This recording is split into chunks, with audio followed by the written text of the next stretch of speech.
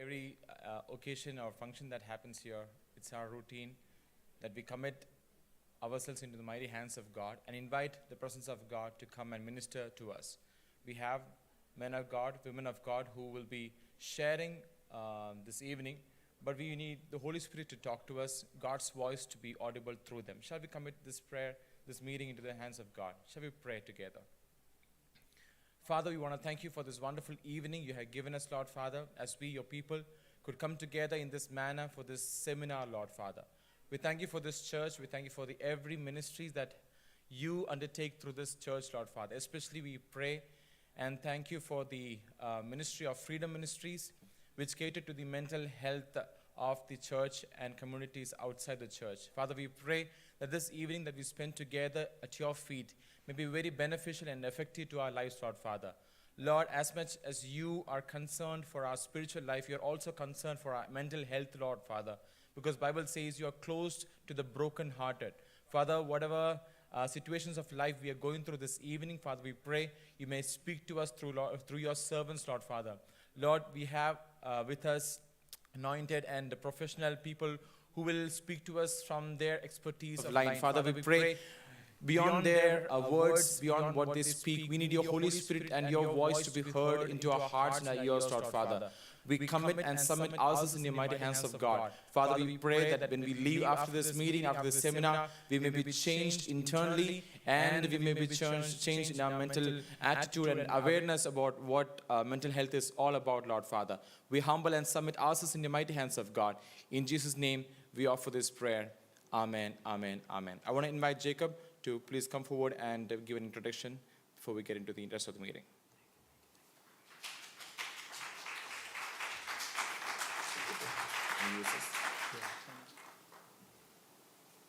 Thank you. Good evening and welcome to the ICA Freedom Ministries Mental Health Awareness Seminar. In the United States, 1 in 5 adults suffer from a diagnosable mental illness. Out of that 1 in 5, only half of them will ever seek treatment. When an individual struggles with mental illness, the family struggles, the individual struggles at school and at work. Research shows that adults with 1 or more severe mental illness dies 25 years earlier than the ones without severe mental illness. Suffering in silence has become the norm for many. Many suffer behind a smile while others can't, as they're so hopeless and depressed. Many people are ashamed to ask for help, worried that they're the only ones struggling, blaming themselves for something they have no control over. Let us overcome the stigma associated with mental illness. Let's get ourselves and our loved ones the help they deserve. Stop pretending as if everything is okay when everything is not. Every one of us presenting here are part of an organization called MMHPA, which stands for Malayali Mental Health Provider Association. They have dedicated their time and wealth of knowledge for this presentation. And I wanted to thank every one of you. Without further ado, I'm going to invite Anita, who is going to be moderating this presentation and inviting each presenter.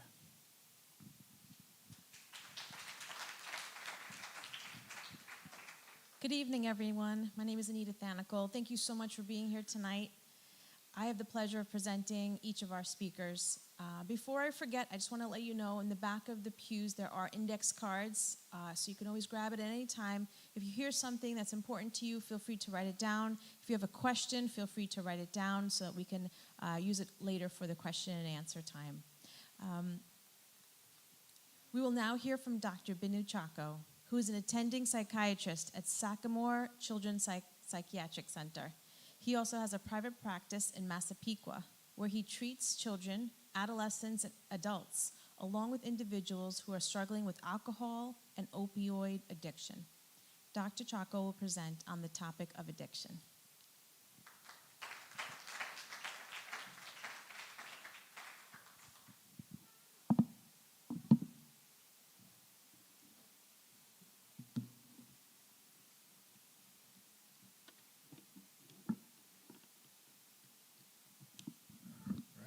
Thank you for having me. It's a beautiful day, and thank you all for setting time apart and coming here to listen to the various topics that we have organized for you today. Again, let's thank God for this day as well, to allow us all to come together to talk about serious issues, right?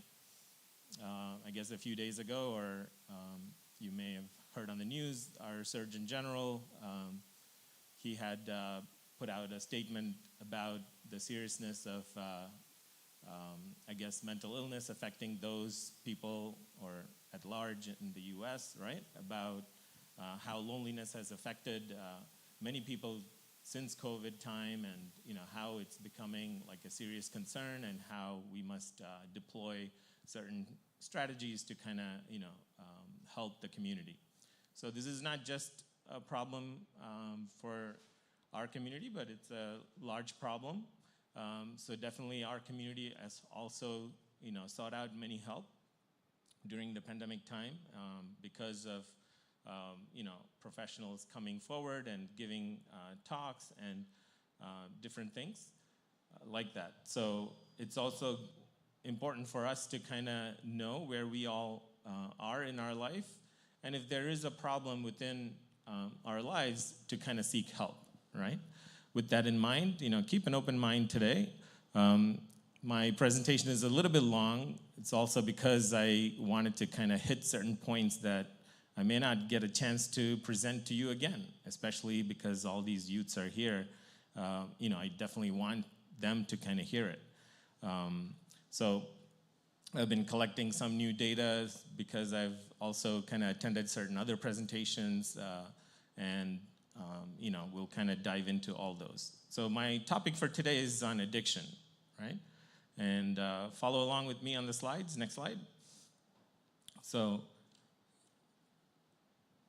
want to, start with a small case presentation just to kind of do it in this medical way. So James is a 17-year-old boy with no past medical or psychiatric history who comes in for his annual physical exam. He's a B+ student and two-sport varsity athlete who's finishing 11th grade and starting to look at colleges.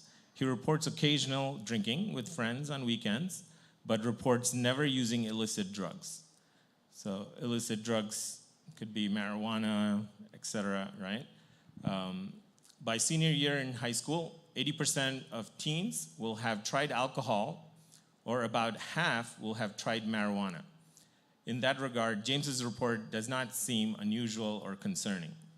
So this is, how we are processing that information that we are giving, but there's more to this, right?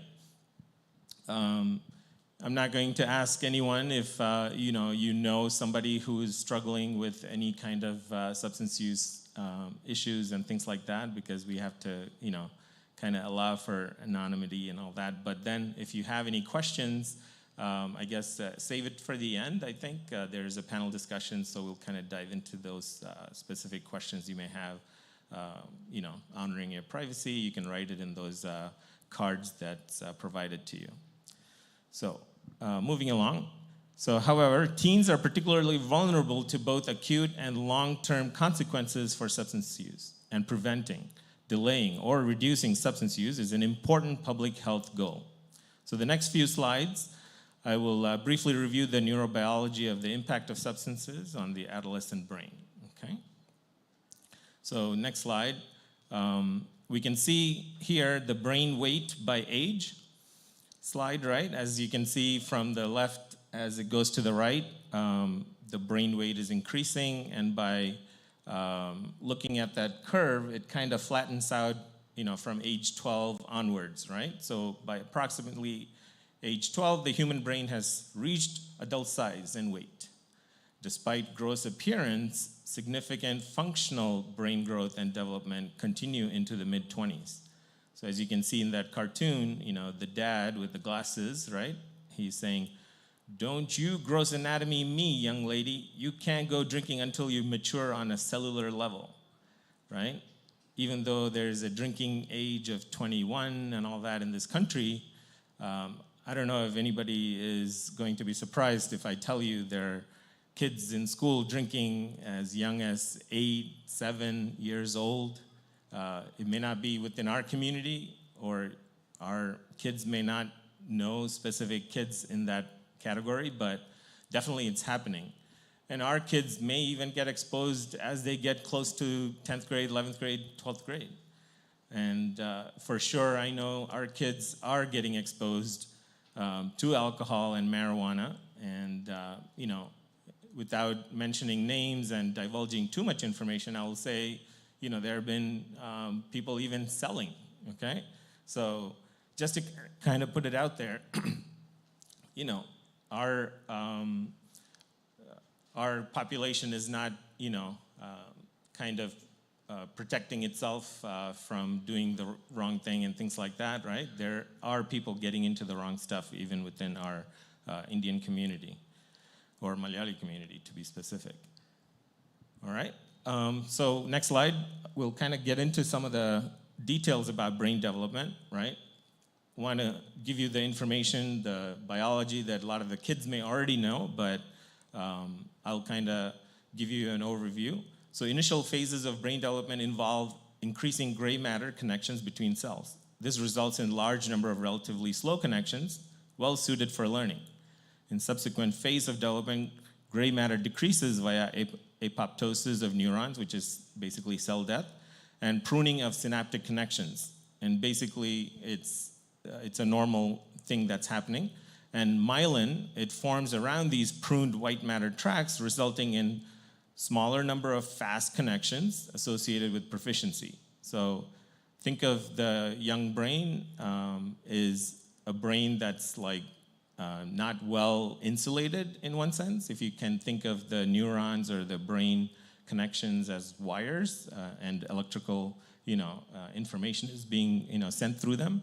And then as the brain matures, it's actually maturing in this fashion where myelin is formed, which is like the insulation. And this development is what I'm going to be talking about when I say your teenage brain, even though you're 12 and you have reached the adult size, it's not fully mature yet because it'll take you another 13, 14 years till age 25 to fully get myelinated. And only when you grow up to that age will you realize, it's like, oh yeah, I did some silly stuff back in those days, but now I can think clearly, I make better decisions and all that. So moving to the next slide, if you can see this image of the brain development. At the younger ages, as you can see, it's like lit up fully, right? The red, the green, the yellow, all those colors. And as the brain matures, it is getting more insulated, it is settling down a little bit, and the blue color is like the more neutral type of color, okay? So the warmer color represents the higher gray matter density and the increased firing rate and all that. And we'll actually kind of get into, some PET scans and the images that will kind of look similar, but hopefully you understand, the more mature brain in the 20s and later will be a calmer brain, but very proficient in whatever the function that they involve themselves in. Next slide. So brain maturation, you can see there are various categories, different parts of the brain, like the limbic system is responsible for some emotional memory, fear response, and you have the fight or flight reactions being triggered from this area of the brain. You have the nucleus accumbens. It's a pleasure center within the limbic system. It's active during pleasurable activities like eating or feeding, right? Sex, drug use, different things can activate that area. And they play a major role in addiction. So we'll kind of get into that a little bit more later. And the prefrontal cortex, the front part of the brain that is, slowly developing is another, important part of the brain that we want to kind of address. It helps with executive functioning, impulse control, you're organizing and planning tasks and all that because there's a healthy prefrontal cortex. So the kids, sometimes they're not yet doing all those kind of organizing and planning very well because their prefrontal cortex is still not fully grown yet. Not that they're not keeping on top of their classes, but they'll actually will be more impulsive and making some wrong decisions at those younger ages, and I want the parents to understand that this is just normal.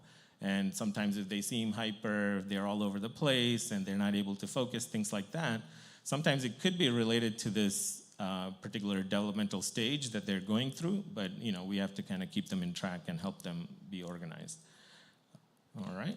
So the next slide, this is a slide, as you can see, by adolescents, the nucleus accumbens, where dopamine is made and released and all that is more fully mature by that age, but the prefrontal cortex, the front part of the decision-making part of the brain, is not fully caught up to that developmental level, right, of the adult size where we want it to be. So because of that discrepancy itself, of that growth, we're going to see a lot of impulsive, poor decisions from kids. So we can't blame kids or others who are a little immature sometimes because of this particular reason.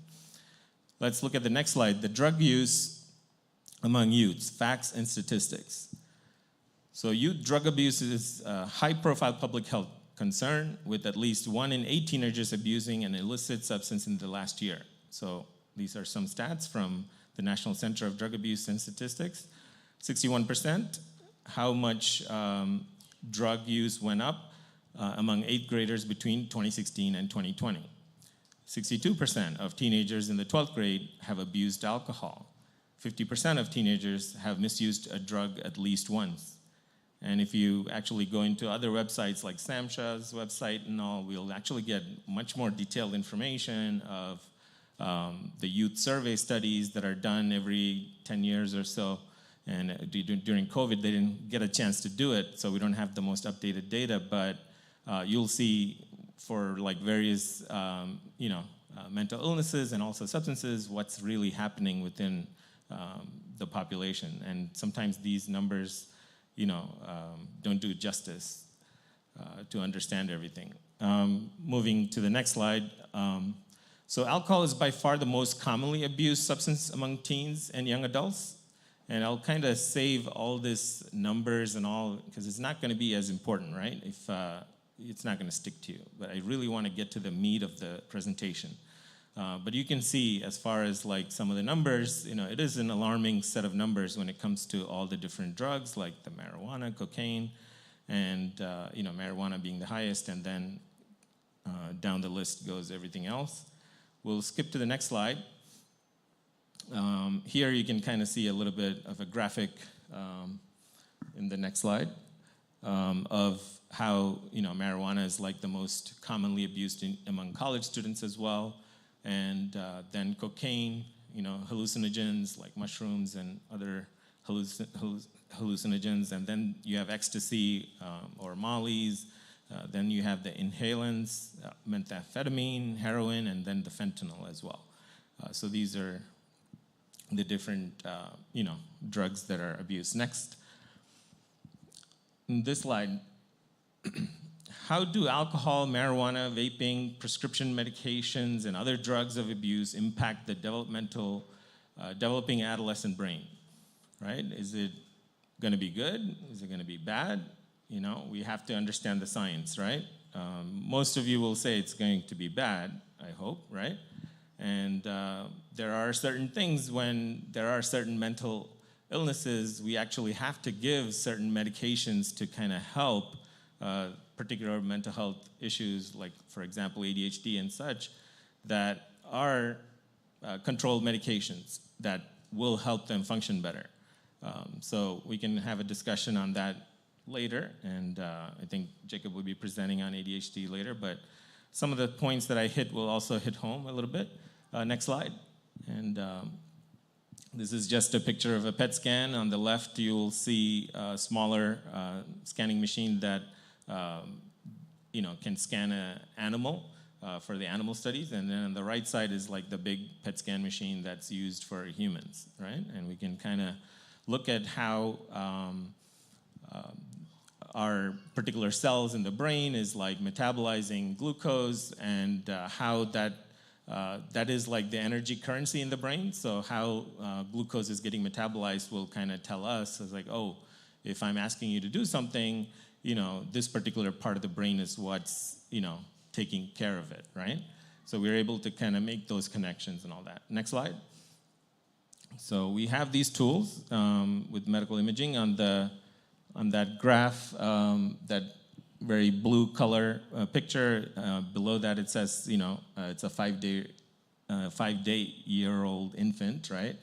So the infant's brain is not fully developed, right? The connections aren't particularly fully developed. So you can see it's not very lit up. And the next slide is, the next middle graphic, come back to the previous slide. So the next middle graphic says, it's a 46-year-old and I think 6-year-old, sorry. And then the next one is of an adult, okay? So the 6-year-old's brain in that middle is very hyper-functioning if you look at it, right? All reds, yellow, and all that. And then as you get into adulthood, the same healthy person, right? Or another healthy person's brain is actually very calm, and you can see how it, kind of develops. So that's how it should look normally. And if somebody is given a certain function, it will light up, right? So light up as yellow or red and, such. We'll move to the next slide now. Now, for us to kind of understand this a little bit better, on the top area you can see a normal brain, and on the right side to that you see a person who's depressed, right? The depressed person's mental functioning is not going to be the same, and to understand that we have to kind of understand the different neurochemical things that are happening. So we would want to talk about the dopamine that's happening.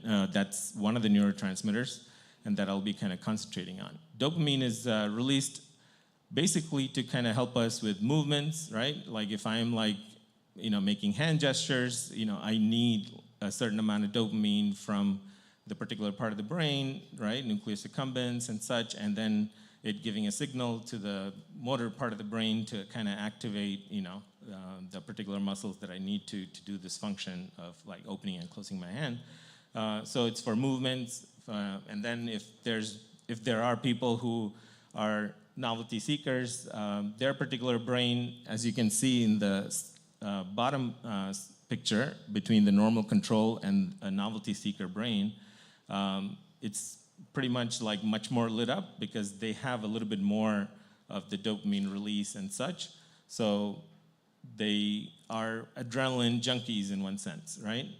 They live for these kind of high intensity moments and things like that. And then dopamine is also responsible for our well-being. It helps us with motivation, happiness, and things like that. It's a reward hormone, right, that we can kind of talk about. Also, it's the key hormone that's, because it works on the reward center, how it propagates addiction. So that's why, we'll be talking about it. So if I give you, some examples of how much dopamine increases, right, it'll kind of make it a little bit more clear. So let's say we all, take a test, right, and we pass a test. We feel good, right, if we get an A or something. And that type of feel-good feeling of getting that A or you pass the test and all that, it increases the dopamine level by 5 to 7%, right? And for adults, it may be oh, I got through the work week, whatever it is, right? And you're relaxing at home, and it may increase your dopamine level when you kind of feel rewarding. So that's normal. But let's say for somebody who is taking drugs, we have to kind of understand how much this dopamine level is going to spike, okay, to kind of better understand why this is a problem. So let's say we all kind of probably abuse one particular drug. Anybody know? We probably had it this morning. I think I heard it, right? Coffee, right?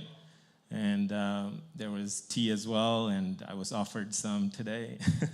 So I always have my 1 cup of coffee. I like it black. So anyway, that raises the dopamine level by 120%, okay? Now that's a big number, right? That's nothing.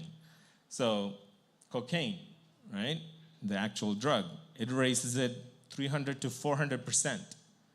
And then, again, it's dose dependent, all these things. If you have more coffee, obviously it's going to be more and such for cocaine. And Heroin is like 650 to 700,000, and methamphetamine, the most addictive and dangerous, 900,000, okay?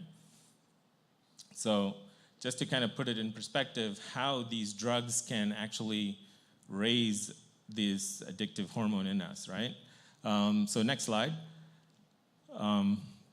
So one of the things that we want to kind of understand is addiction a disease or not?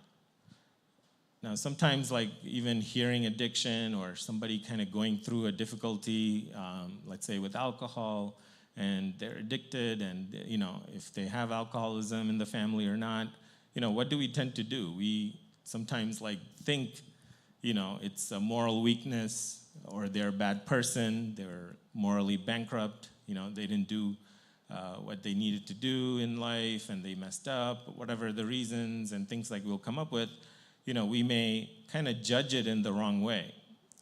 But the notion that addiction is not a disease has handicapped our ability to advance science and even help the person with addiction. And now, until like, you know, it kind of trickles down, so the medical community accepts it as a disease, and until also people accept it and understand it, people may not help the person struggling next to them. So that's why I want to kind of bring that out in front, and we hope to kind of understand addiction a little bit better in the next few slides. I'll try to speed up. So next slide. So we have enough data, good data, to show us, you know, with the PET scans and different things, and I'll kind of go back to some of the scans again. So if one has more dopamine than you should for your age, the probability that you get addicted is 3 to 4 times higher if you try it, right? So those are the people who are adrenaline junkies, right? They may naturally have, or they're born with, that extra dopamine being released all the time, right? So they're always going to be like thrill seekers and all that. Then you have a second part of addiction to understand is that the disease of addiction is resident in the brain before anyone does anything addictive. So again, that novelty seeker, right?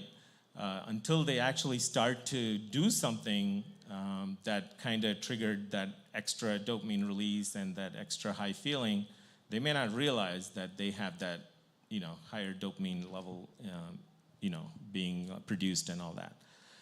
But once they start doing it, they are 3 to 4 times more likely to kind of get addicted to such behavior and such novelty seeking. So it is a disease that is unmasked when we simply go through the process of potentiating the system. So somebody who has, let's say, a family member who was, you know, dealing with alcoholism, and then they had the child, not like they had the child and then they got into alcoholism, right? Because some of the things are passed down through our DNA. So somebody who's alcoholic who ends up having a kid, and sometimes this is something I wanted to bring up because nowadays with our community, I'm hearing a lot and even seeing our youths who are making good money in their good positions and all that. Yes, you know, the problem with affluence has trickled down. They are partying and they're drinking all the time. You know, I've had patients who've had DWI and ended up like losing their job and staying home, getting depressed, all these kind of things. But this problem is a prevalent problem, and we may actually see the consequences down the road. Some of these people may be hidden alcoholics, you know. People I've heard complain about certain people, from young ladies to, you know, men as well, right? So it is an organic disease, and it is a problem to kind of be careful about. We don't want to get into this problem. We'll move to the next slide. Again, to kind of understand it better, we also have to kind of look at this particular picture of a normal brain activity, again on the left, but then let's say a person has an illness like ADHD, right? They have a little bit of a hypoactive brain, and obviously, you know, they are going to be scattered and they're not going to pay attention well, things like that. For them, we may actually have to give the medication that increases dopamine, right? So there are different types of medications, and then when we increase it, they actually will look more normal, okay? So we'll actually get to that again a little bit later, but the next slide. So disease of addiction is an alteration of brain dopamine, either too much or too little, for example, right, in ADHD, can kind of perpetuate addiction. So for an ADHD patient, we saw that hypoactive brain, right? Let's say if they never came to treatment. You know, the highest risk factor is also having that hypoactive brain, right? They can easily get into addiction. Why? Because they will eventually self-medicate, right? And when they self-medicate, they are going to, you know, increase that dopamine level. It could be alcohol, it could be sometimes marijuana, different things that they may try as like a gateway drug to kind of self-medicate, and sometimes you see some increase in, you know, dopamine levels because of those kind of abuse. Next slide. So now this is an interesting slide.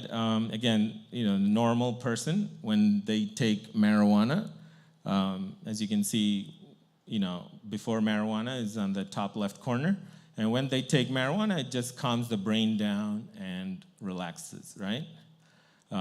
So again, when it comes to somebody older, again, when they're taking marijuana, it kind of relaxes their brain. So that's somebody on marijuana. Look at the right side. This a different person who is depressed, right? And this could be a teenager, adult. So the depressed person, when they take marijuana, it actually works sometimes to release all the dopamine, and actually they feel good because of that, right? Again, all these substances, any substance that we're going to talk about, it releases dopamine in that pathway, right? So they actually feel better. And so we as clinicians, sometimes we are told, like, you know, I'm not going to stop marijuana, and, you know, they're not going to take our advice and all that, but it's because of this principle. They themselves are self-medicating. Then we have to do a, you know, more education and such to kind of help them. Next slide. And to kind of hit the point a little bit more, you know, caffeine studies, you know, we all take caffeine, and you can see how the reward centers are lighting up, and these are the different, you know, sections of the brain, the coronal, sagittal, and all that. And we can see how the nucleus accumbens, right, that we talked about is lighting up, and that's where, you know, the dopamine is being released. So nucleus accumbens is the oldest part of the brain that makes you get what you want immediately. It directs you to get something that you need. When you're in danger, let's say, you may have to run away or seek shelter, right? Or seek safety, so you're going to do that. If you're thirsty, I want to get some water, I will do this, right? And it encodes the environment that you're in always. So let's say if you're in an environment where you are thrill-seeking. I got to finish that water. So, yeah, so if you are in an environment where, you know, you're enjoying it with your friends and, you know, having a good time, it's not just about, like, that good times. It's also, like, all the cues in that environment that gets encoded in this particular part of the brain. And anytime that particular environment is triggered again, you may even have a craving. It's like, oh, let's have a drink here, you know? So that's why, you know, you probably know that alcoholics are told, you know, avoid people, places, and things that are common, right? Where you get triggered to, you know, use alcohol with the person, or at a bar, at a place, or, you know, things that also can trigger you.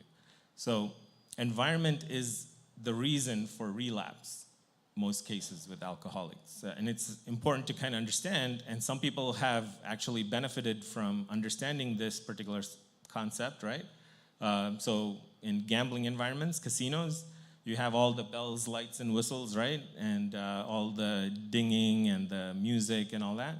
Why? Because once you go there a couple of times, you hear all this, you can actually, you know, the nucleus accumbens can kind of, you know, assimilate that information into the brain, and anytime you kind of, you know, hear similar cues, you may want to gamble more. So if you end up hanging out there longer, it's actually going to be a problem that you can't get away from. All right? And it's just a reinforcement type thing that we're talking about. And we can kind of skip to to this next slide. Oh, yeah, and again, it's the same nucleus accumbens that's lighting up, and they did various studies also on kids who were asked to come in for the study, and they said they'll be allowed to use the internet to watch or play and all that. Just the anticipation of it increases that. So while they're in the PET scan is when they give that information, right? That they will be allowed to use the internet and things like that.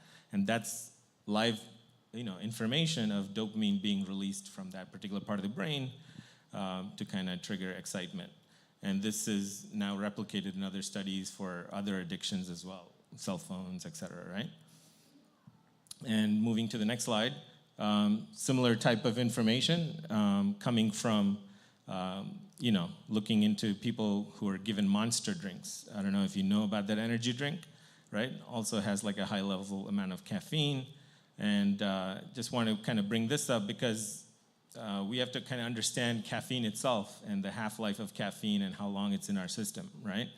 So, and it kind of helps us to understand another concept when it comes to addiction. So 30 minutes after drinking Monster, right, the person's brain is kind of, lit up here, right? Now, caffeine kind of gives us like that kick and that alertness is similar, but, Monster may be a little bit stronger for that person. So the caffeine itself, when you measure it the next day, so the picture on the right is that same person, the next day, I think, right? And it's still lit up, if you can see, right? It should be actually even calmer, but it's still lit up. It's slowly kind of, leaving the system. So the time course, when they looked at the brain, for each different addictive substance that we talked about earlier, it's different half-lives. So with alcohol, a couple of drinks and all that will actually only reset you to a normal brain level, like, that's kind of getting to the normal. Will only get to the normal level in 6 to 7 days. But an alcoholic is drinking every day, right? So anyway, this is another thing with college kids and binge drinking, right? Every week, they're ending up like at the weekends drinking and things like that, and they are always kind of suffering the consequences. So that for that 6 days, their functioning will be impaired in some way or the other, right? It'll be decreased focusing or having trouble with medical type of things that could be going on. Obviously it's bad for your liver, it's bad for, like you get dehydrated and different things like that. Obviously there's more dangers we can kind of talk about in itself, but it kind of snowballs on its own, right? So different drugs, it kind of lasts longer, and we're never like fully away from the particular drug that we're using before they use it again. So when they looked at it, even for caffeine, if you drink coffee, how long does it last for you to stay wide awake and alert? Some people are taking the second drink already after a few hours, right? Because they already feel tired, right? So if you can think about it, it's still in your system if you measure it. But if you have a second drink of coffee, again, you're kind of double dosing now. Even though the coffee's in the system, the brain has kind of found a way to survive in one sense by not being in that stimulated mode, right? The brain always resets to like a baseline. Even though that drug is still in the system, the brain is resetting, so you're now feeling tired and things like that, and we think it's a caffeine crash or sugar crash, whatever it may be, but actually the brain is actually resetting to a more baseline level, and then we are drinking more. And this happens for alcohol, everything. So even though the alcohol is still in your system, people are already reaching for the second drink and then, third drink, etc. So just to kind of bring that point to the picture. So we can kind of skip this next slide, repeated use, right? This is what I was kind of hinting at. We can go into the next slide. And caffeinated alcohol. I don't know how much of you know about Four Loko and how people drink certain drinks like Red Bull and vodka, those kind of drinks. The principle is like when caffeine is in the bloodstream and crosses the blood-brain barrier, it kind of changes its the structure, right? Where it makes alcohol seep into the brain easily. So with less alcohol, you can get easily drunk on those kind of mixed drinks. And somebody marketed it, and they did well, right?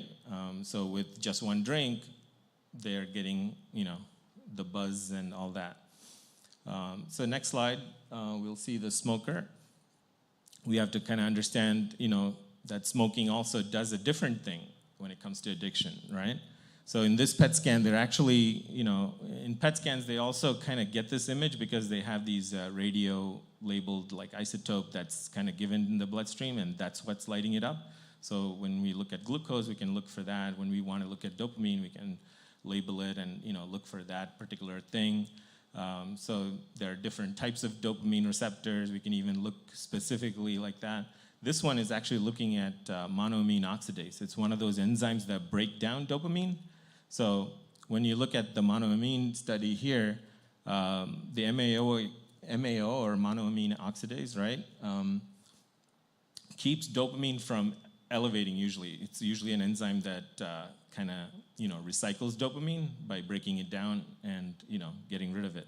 So when a smoker is smoking, his monoamine oxidase is actually much less, right? This is normal, and then the smoker's monoamine oxidase is much less. So if that enzyme is less, what is happening? Dopamine can get real high in the brain, right? Now, this could be a person with ADHD that started smoking, right? And he self-medicated himself and picked up smoking and things like that. So like that, there are, various other reasons as well, but there are people who are self-medicating their ADHD or different types of particular issues, or they just do this and, they have this particular brain where dopamine is high and they feel good, or they feel, things are working well for them, or happy, or whatever they feel. I don't know the feeling, right? But anyway, smoking reduces one of these enzymes, right? That's the main thing to kind of, take home with you. Next slide. So obviously there's a dose effect also that we want to understand. So from moving from left to right, before smoking, the brain looks normal. And after one puff, 3 puff, 1 cigarette is done, and 3 cigarettes, all the MAO, right, all those enzymes are kind of shut down. So now, this is a slide I put it up there also to bring up the other point, secondhand smoking, right? Nowadays, kids go to parties and they don't smoke, but they're sitting there in that environment. And within 90 minutes, the person who's getting just the secondhand smoke will end up like down in that road as well, as if they smoked 2-3 cigarettes. So that's important to understand. So if you are even exposed to secondhand smoking, or if somebody smokes at your home, they have to go outside. That's why all these laws and all these recommendations are being made, right? Because there's science behind all this. So we can move to the next slide. We kind of swing back to the alcohol in this next slide, where we can kind of look at, when we are sober, somebody's over there. Can move to the next slide. Yeah, thanks. So a sober brain, right, and then intoxicated brain, right, how it kind of has calmed down. So again, we're bringing this up also because it helped us understand the time concept like we talked about, right? Caffeine takes 24 to 36 hours to kind of return our brain to like normal metabolic level and all that. Alcohol takes that 5 to 7 days. We talked about that. And during this time, we get metabolically like blunted, right, in one sense. And the brain is like hypometabolic, as we can see it, like not functioning to its best capacity. So it takes more energy to learn, more energy to focus, all these kind of things. So it's really bad for students and anybody who would use alcohol and have to go to work or, even study different things, right? All right, moving on to the next slide, right? This particular slide related to alcohol again. As you can see on the left is the normal subject where the brain is normal. In the middle one is the 54-year-old alcoholic. And usually when we look at, they're all similar age. So the left one is like a 51-year-old male. The second one is like a 54-year-old alcoholic. And then the next one is also of an alcoholic male who's actually drunk. So the middle one is actually a person who was alcoholic and has been sober for 20 years. So they found in studies that a lot of the brain functions as alcohol kills brain cells. It kind of has damaged the brain so much, and that's one of the points everybody should understand from this. All these different drugs do its damages, and it's not really reversible, right? So this person, even though they're sober for 20 years, it's like a hypo-functioning brain in the middle, right? So when they drink, or if you give an alcoholic person, or if you ask an alcoholic person, why did you drink? It's like, I just want to be normal, right? And they feel normal after getting drunk. So their brain becomes like hyperactive again, or normal, actually. So it's a positive feedback loop that we see here. And so that's another thing. Sometimes alcoholics are not trying to just continue the habit. They just want to feel normal. Otherwise, they feel depressed in that hypo-functioning brain. They're not going to be able to, do what they need to do and perform everything. So this kind of positive feedback loop is very hard to treat. So we want to kind of educate people to never get into a problem with alcohol. Next slide. We'll kind of skip through this, long-term effects of marijuana. I'll kind of just mention a quick tidbit. Marijuana use is increased in adolescence. It does arrest the frontal, cortex, prefrontal cortex of the brain. As you can see the image of the two lit up areas. So when it arrests the frontal lobe development, your executive functionings, all these different things are going to be poor, right? We have looked at studies that show that, there's increased rate of dropouts from high school and colleges and all that when the teen has started early. So the earlier you start using, the more the risk. And then there's more severe versions of it, K2 or Spice, all these kind of synthetic cannabis that are out there that works a little bit different. And because they're synthetic and they work through different mechanisms to cut off oxygen saturation in the brain, they actually get you higher quick. And when they get you higher quick, the dopamine levels are too high, and they sometimes present to us like paranoid and psychotic, right? Confused, agitated, all that. Moving to the next slide. This is a little interesting about Molly. So Molly, or ecstasy, right? That's the other name for it. So ecstasy works in a different way. It kills off serotonin cells, right? In the brainstem. So brainstem is where the serotonin cells are made in the raphe nucleus and all that. And when serotonin levels are starting to drop, you get depressed. And then we have to, again, treat them with SSRIs or different medications and all that when they come to us. But again, it may not be as effective because they're actually killing off a lot of the serotonin, cells. So, and the medication itself is not a serotonin supplement, right? So there's like more to this. And this happens to be one of the most common reasons for increased suicide rate among high school students, because ecstasy-induced depression is becoming more and more prevalent. And we won't get into other medical issues with that. We can skip the next slide and jump here. This is the most addictive one. Just wanted to kind of show you, the methamphetamine, and then the next slide. Of a picture of a normal girl and her brain versus a person on methamphetamine, and how they've destroyed all the brains, right? And then I'll stop here with the last slide here. Which brain do you want, right? And this image, kind of shows you of, the healthy user all the way in the top left, the top part of the brain, and then the bottom part of the brain, which is, healthy underside of the brain is how they show it. And then how 4 years of marijuana causes some damage, 4 years of smoking causes a certain level of damage, 6 years of opiates cause damage, 4 years of cocaine, 10 years of alcohol, or 3 years of meth all the way on the left. As you can see, it's like a 3D image of certain PET scans and all that. So there's certainly a lot of damage happening. I want you guys to kind of understand that drugs, can actually cause significant damage that's irreversible. And after all the problems, and sometimes they come to us to help them, oh, so-and-so is this and that. Sometimes it's just, we can only help so much. We can only maintain certain symptoms from getting worse and all that. And we are actually helpless because you already did the damage. We can't just replace, and then the brain cells aren't really growing back to heal those things like other organs can heal in certain ways.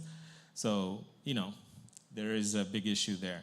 The rest of the slides is more related to like how we kind of deal one-on-one and, diagnose and screeners and different things that we do in a clinical setting. But I'll stop here and save your questions, and we can kind of dive into the next topic. Thank you for your time. Sorry it took so long.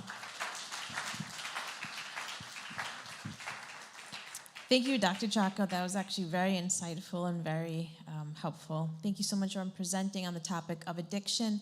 Next, we will hear from Dr. Shireen Thomas, who is a general psychiatrist working for VITA Guidance Center and also at their satellite clinic through Urban Health Plan. She also works part-time at Montefiore Medical Center's emergency room. Dr. Thomas will present on the topic of marriage and counseling. Thank you so much.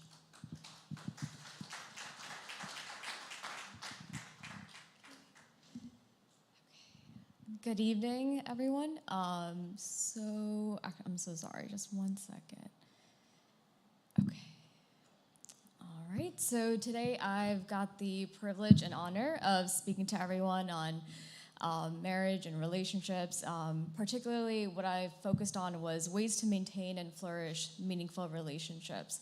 And similar to what Dr. Chaco just did, I'm gonna try to approach this with an academic background. So in terms of what you see listed, the majority of things are things that we have picked up from studies and research on multiple couples and marriages over a span of decades, and from different studies that have been conducted and systematic reviews. So hopefully I can inform and provide some information on these different types of coping strategies and markers and so on. So for the next slide, so here's an overview of today's presentation, just a brief definition on types of relationships, markers of unhealthy relationships, markers of healthy relationships, maintenance warnings. Recently had a car issue, and I just thought that was a great analogy as to those little, signals that we get on our car dashboard. It's a really great sign sometimes for checking in on what's going on. Patterns of healthy marriages and tools for maintenance. Next slide.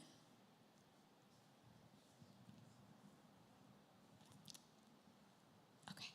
So, per Cambridge Dictionary, relationships are defined as the way in which two or more people feel and behave towards each other. So really, that's a very general description to describe a lot of relationships, anywhere from our familial relationships, friendships, romantic partners, coworkers, classmates, business partners, and so on. So these markers that I'm going to be discussing are, I hope, are markers that we can apply to many different areas of our lives. And I hope that, as we look at these markers, it can be used to help us to reflect on our own behaviors and work on trying to identify and change those behaviors with the goals of hoping to empower us to enrich and transform our relationships. So next slide. Okay, so what are some markers of unhealthy relationships? So I'm gonna review all of these, but I'm going to go into depth into maybe 3 of them, and if there's any questions, more than happy to take it up during the Q&A. So lack of effective communication and emphasis on effective communication, right? We can scream, yell, sometimes passive-aggressively express our needs and wants, but there's effective ways to do so. Violation of boundaries, lack of respect, sometimes seen through sarcastic or demeaning humor. Pace and intensity of relationships, isolation, extreme jealousy, and turbulence. So just to go into a couple of these different markers, what does turbulence look like? And again, this could be in familial, friendships, marriages, and it's pretty much any time where, the highs are real high and the lows are real low. So it could be where two best friends can have a really intense fight and they think that they're not going to be friends anymore, and then the next day they resolve their issue and they're like, oh my gosh, you're going to be my best friend for another 20 years. Or it could be relationships, right? Where, a partner thinks that, this is completely over, I hate you, I can't see your face anymore. 2 days later, they're like, oh, baby, I'm going to marry you and be with you for the rest of my life, right? Now, where it gets concerning, though, is where, one of the greatest expressions of love is honestly seen when we get into fights. How we respect and how we treat our loved ones, when we're most angry and upset with them, that is one of the greatest expressions of love. So if we can still respect, if we can still love on the people that are in our lives when we're most upset, most disappointed, most hurt by them, that is one of the best ways for us to show love to them during those moments. Violation of boundaries, it doesn't have to be that someone says directly, no, this is not something I want. Sometimes people could just say as much as, I don't really want to do this. And unfortunately, in our community, sometimes we can interpret this as, well, they don't really want to spend time with me, they don't really like me, they don't really enjoy my presence. But rather, most of the times when boundaries are placed, it's really to protect that relationship. It's meant to safeguard what is developing in that relationship, whether that's in a familial friendship or in a romantic relationship. Jealousy, that is a natural component of relationships. I'm sure those of us who have had meaningful friendships and whatnot, when you see your best friend hanging out with a new friend, you're like, who's that new person? Or, when you're siblings and, that hate-love relationship, but when you see them hanging a lot more with another person, you're like, well, who's my sister or my brother talking to, and are they going to take my place? However, there's an extreme level of that, though, where, it comes out as anger outbursts, threatening behaviors, desperate behaviors, and that's where it becomes much more of a concern in a relationship. And just to go into another one that I think, can be sometimes misinterpreted, lack of respect, it shows up in different ways, and that's why I wanted to go into humor. And this is something, I hope that from this slide, we can all identify something that we all can either tend to do in a lot of our relationships.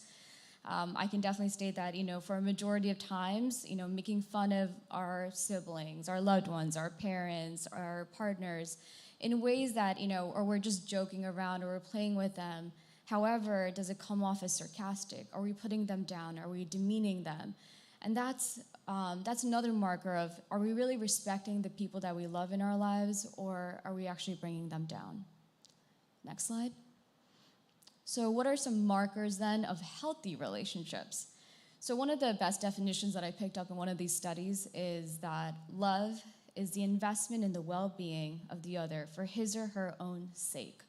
So this is where we will pour into the lives of the people that we love, that we care for, not with any type of transactional or a type of record-keeping manner, however, with a generosity that I mentioned as a later bullet point of love for that person, so that we just pour into them just to see them grow. And that's another marker of a healthy relationship, where you actually help each other grow. It ends up being what we call in our biology textbooks a symbiotic relationship, helping one another to grow, to flourish. And you actually, one of the signs that you can see as that is an increased confidence. Your partner ends up being greater at what they're doing. Your sibling, your brother, your sister, your parent ends up being a better version of themselves because of their relationship with you, and vice versa. Gratitude for one another, open lines of communication, respect, genuine efforts to understand each other's love languages. Now, what does that look like? So hopefully, I can list out the 5 love languages. Hopefully most of you know: words of affirmation, quality time, acts of service, physical touch, and gift giving. And again, in the beginning, our loved ones might have certain types of love languages, which might change over time, which is why ongoing curiosity is essential for relationships. Especially when our friends who we knew in high school, college, they might have very different likes, dislikes 10 years later, or they might have very similar ones. But it's this ongoing curiosity to want to learn about them, to know them, to continue to studying them and understanding them that helps us to keep loving them and to have healthy relationships with them. And particularly, that's where that ongoing curiosity in relationships really comes in key. And commitment, knowing that at the end of the day, that after we're done fighting with our brother or our sister, our parent, our like your husband or wife, knowing that at the end of the day, they're going to come back to you because they care about you, they want to be with you, they want to continue working on the relationship. It almost gives a secure sense of attachment. And that's something actually that is spoken about in different types of therapy, where when you know that someone is committed to you and you know that they're going to continue returning to you, it gives you a sense of safety in that relationship.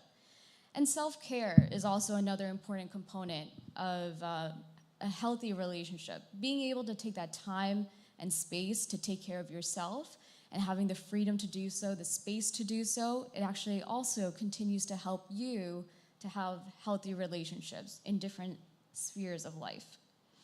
Next slide. So what are some maintenance signals in marriages? So, I think we've often heard that sometimes we hear, I hate you, yeah, I don't love you anymore. And quite frankly, hatred is not the opposite of love. It's indifference. When we get to a point where we do not care, when we get to a point where there is no strong emotion for that loved one and we're just indifferent, there's no emotion there, that's a huge signal that things need to be worked upon. Violation of boundaries, as I had mentioned before, disrespect, boredom. And this is where, and I mentioned boredom for a specific reason. I do believe that our marriages specifically, and I have the privilege of speaking to a church community today, specifically about boredom. God has called us to live lives that honor Him, that worship Him, glorify Him. So in our marriages, if it gets to a place of boredom, then we gotta do a bit of reflecting and see, are we really challenging ourselves? Are we too complacent or comfortable where we are? Or are we challenging ourselves to be a married couple, or to be a family, or even, a community that serves God, that challenges ourselves and gets ourselves outside of a complacent, boring place? Or is every day a challenge for us, where we challenge ourselves to put ourselves outside of our comfort zone for the sake of others and for the sake of God's kingdom? And another maintenance signal, lack of communication, dysfunction leading into other areas of life.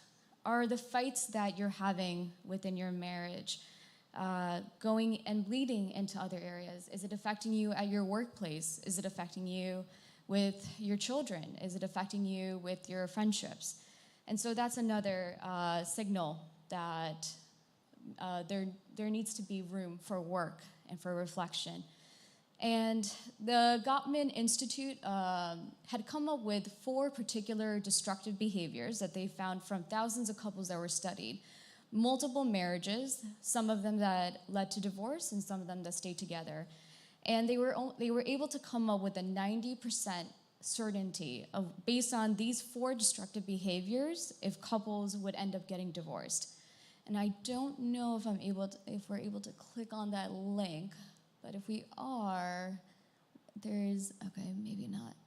All right, no worries. So I'll just, wait, is that it? That's an ad? Okay, cool. If we can, is there audio for that link? We can play it. AV team, you guys are awesome. Thank you for doing this.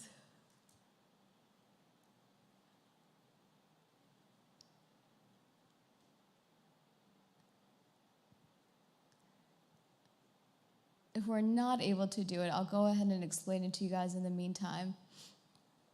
Give it a minute. So the 4 destructive behaviors that are discussed, and no worries, guys, if you guys can't do it. You can just give me a thumbs down if you're not. Okay, Thank you. All right, so the 4 horsemen of the apocalypse that are discussed is criticism, defensiveness, contempt, and stonewalling.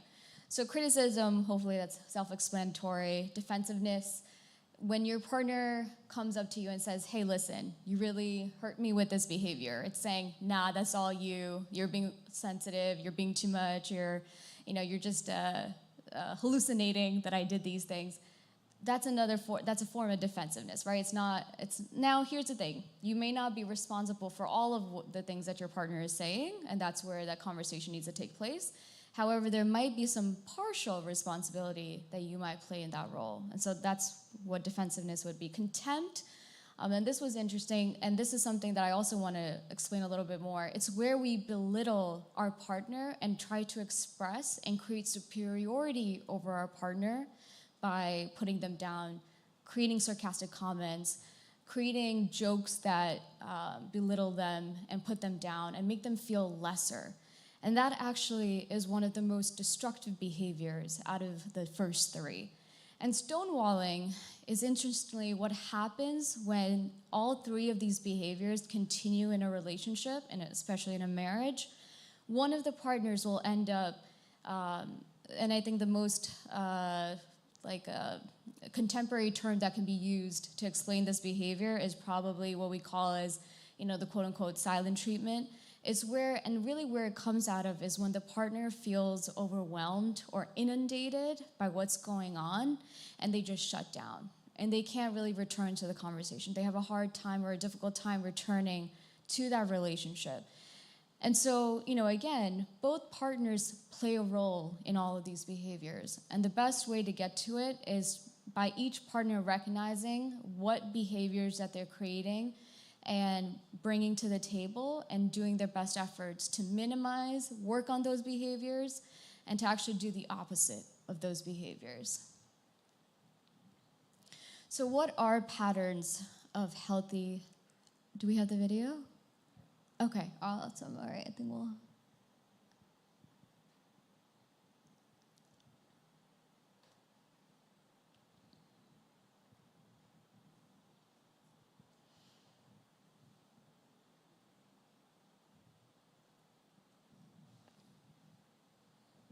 You're so selfish. What an idiot. It's not my fault we're always late. Forget it. Criticism, contempt, defensiveness, and stonewalling. Dr. John Gottman calls these negative communication patterns the 4 horsemen of the apocalypse because they'll lead to the end of your relationship. In fact, he can predict this relationship failure with over 90% accuracy if the behavior isn't changed. So, what can you do? Well, at the Gottman Institute, we understand you might not even know you're communicating this way, or you might not know how to control it. But if you practice the following 4 research-based antidotes, there is hope for your future. Criticism attacks the character of the recipient, instead of focusing on a specific behavior. The antidote to criticism is to talk about your feelings using I statements, then express a positive need. Contempt is an expression of superiority that comes out as sarcasm, cynicism, name-calling, eye-rolling, sneering, mockery, and hostile humor. Contempt is the greatest predictor of relationship failure and must be eliminated. The antidote to contempt is to treat one another with respect and build a culture of appreciation within the relationship. Defensiveness is self-protection through righteous indignation or playing the victim. Defensiveness never solves the problem and is really just an underhanded way of blaming your partner. The antidote to defensiveness is to accept responsibility, even if only for part of the conflict. Stonewalling occurs when the listener withdraws from the conversation without resolving anything. It takes time for the negativity created by the first 3 horsemen to result in stonewalling, but when it does, it can become a habit. The antidote to stonewalling is to break for at least 20 minutes, calm down, then return to the conversation. Spare your relationship from certain destruction. Learn more about eliminating the 4 horsemen by visiting our site. So it is a great resource to check out, and they've got a lot of free videos on that website as well. This is making great. If we can go to patterns of healthy marriage, thank you guys. Okay. So, what are some patterns of healthy marriages? So, I've been to a lot of premarital conferences, especially in our church system, and a lot of I remember one of the main concepts that I would often hear is keeping God at the center. And I would always be like, great, we can work on that now. What does that look like? And I remember asking pragmatically, what does keeping God at the center look like for a marriage? And, some of the things that I think helped a couple, and especially a husband and wife, to grow together is praying together, learning together, serving together. And these are pragmatic steps of keeping God at the center, along with many more. And, I also approach this topic with the utmost humility because, again, all of these things are things that I think even on an individual basis we're all working on. And some other patterns, and out of those three that I just listed, praying together is actually something that has been researched, and it's actually been found to decrease the risk of divorce amongst couples. And the rationalization that they've come about it is that the act of praying together creates a sense of compassion, respect, even helps to create that environment for forgiveness, healing between two couples when they genuinely pray together. Having shared goals and dreams, being able to foster that sense of working together as a team, being plugged into a faith-based community, a community that helps to hold you accountable, challenges you, just as iron sharpens iron. And there was a good quote that said, couples who are most successful at keeping their relationship alive over the years, there's a component of companion love and an element of passionate love. And I'm sure with the marriages that, we've been able to find and look up to, you almost see that, the two couples that have grown together over the years, you can almost see that there is this deep friendship. And it's not that the husband and wife or two partners have to be each other's best friends.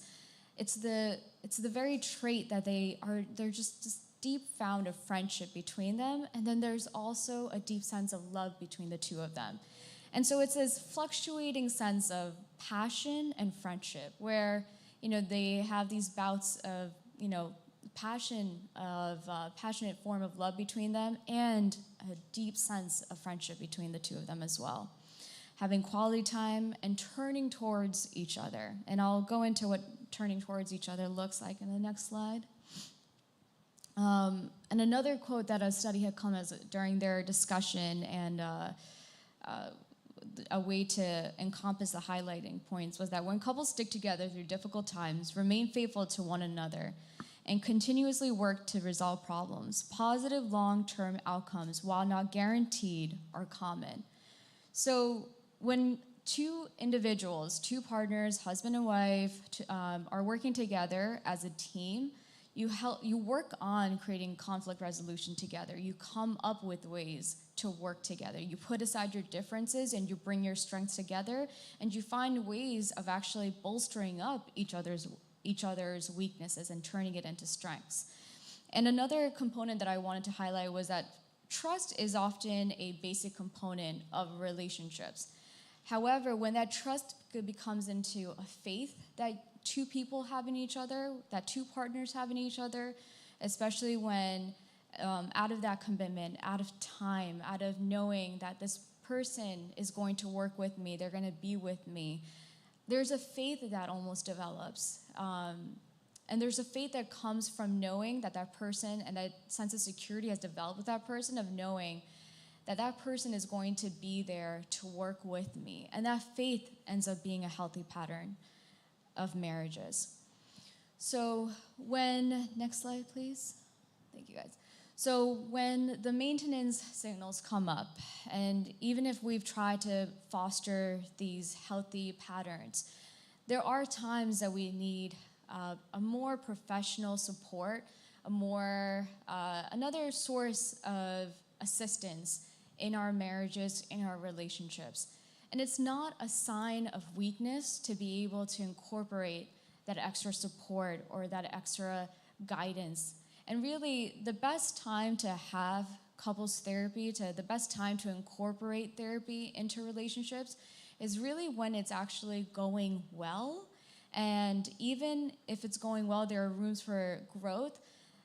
and unfortunately, most of the times that couples go to therapy, it is when the maintenance signals start coming up, and that's just as fine. Being able to be going to couples therapy when those maintenance signals come up, that's great, because that's even before things have gotten harder to work through. And the reason why I bring up these different forms of therapy is just to highlight that there are multiple different ways of working through a partnership, of working through a marriage. And Gottman's couples therapy, that was just the video that I had shown all of you. CBT, cognitive behavioral therapy, it's looking at how the thoughts and the narratives that we build up in our minds about relationships, the way that relationships should be, how that can affect the very mechanisms, dynamics, and behaviors within our relationships. Imago relationship therapy, very similar to also narrative therapy, where we have particular images that we've cultivated since our childhood about what relationships should look like. They're not always positive ones. And so unfortunately, subconsciously or consciously, we tend to emulate these images and even project them into our current relationships. So it's being able to look at this and being able to understand where these images are coming from. How are we now emulating these images into our current relationships, and how is it coming out in the current dynamic with my partner?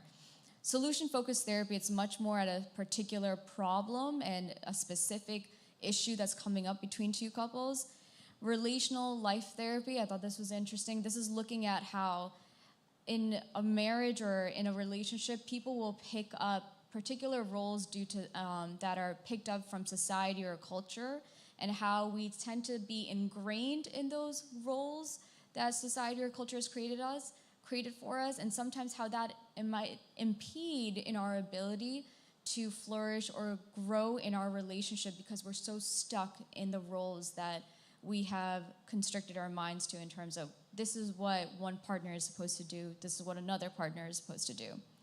And discernment counseling is another form of counseling, and this is the last type of counseling where if there's one partner, it's pretty much where two people are ambiguous about whether a marriage is going to last or it's going to end.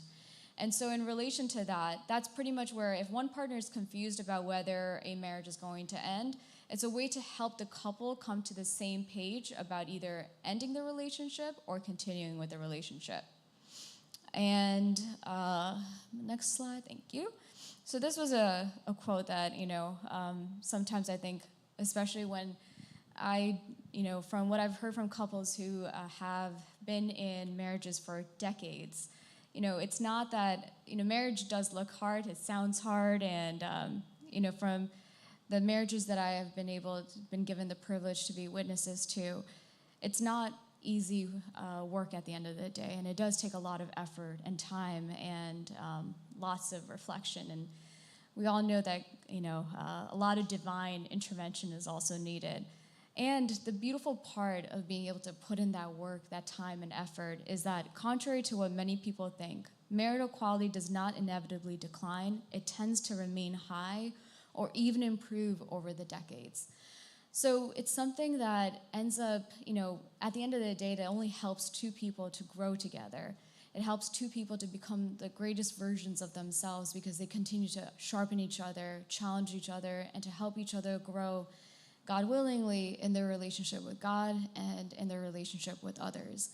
And so that being said, I also do want to give the other side of the coin is also when two people have to work together. However, if there's one partner who continues to exhibit unhealthy patterns, or there's one partner that is not working in that marriage, and one partner that's refusing to put in that work and that effort, and then there's only one partner that's actually working and striving, and after prayerful guidance, professional guidance, there are times that, where God has also called us to allow for certain doors to be closed. And I think those are times also that we do need to seek out prayerful guidance and professional guidance to help us and to guide us in those decision-making processes as well.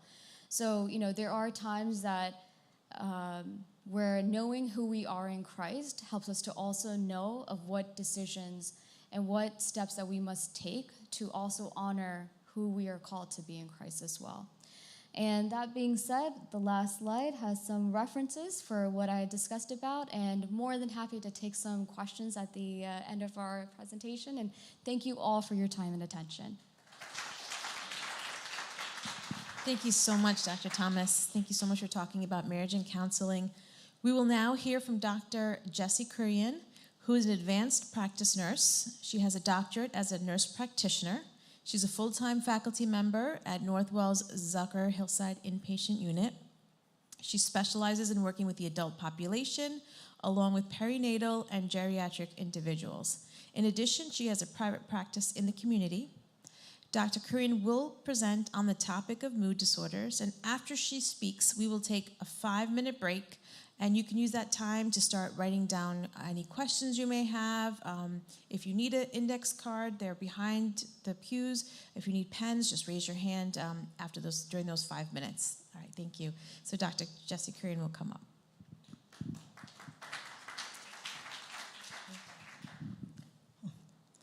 Thank you for inviting me to speak today on mood disorder.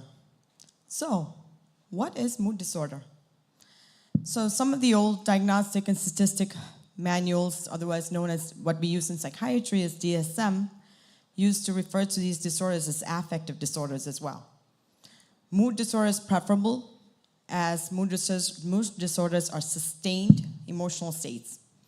They are known as syndromes, consisting of a cluster of signs and symptoms sustaining over weeks to months. Sorry, next slide. But those are some objectives. Next slide.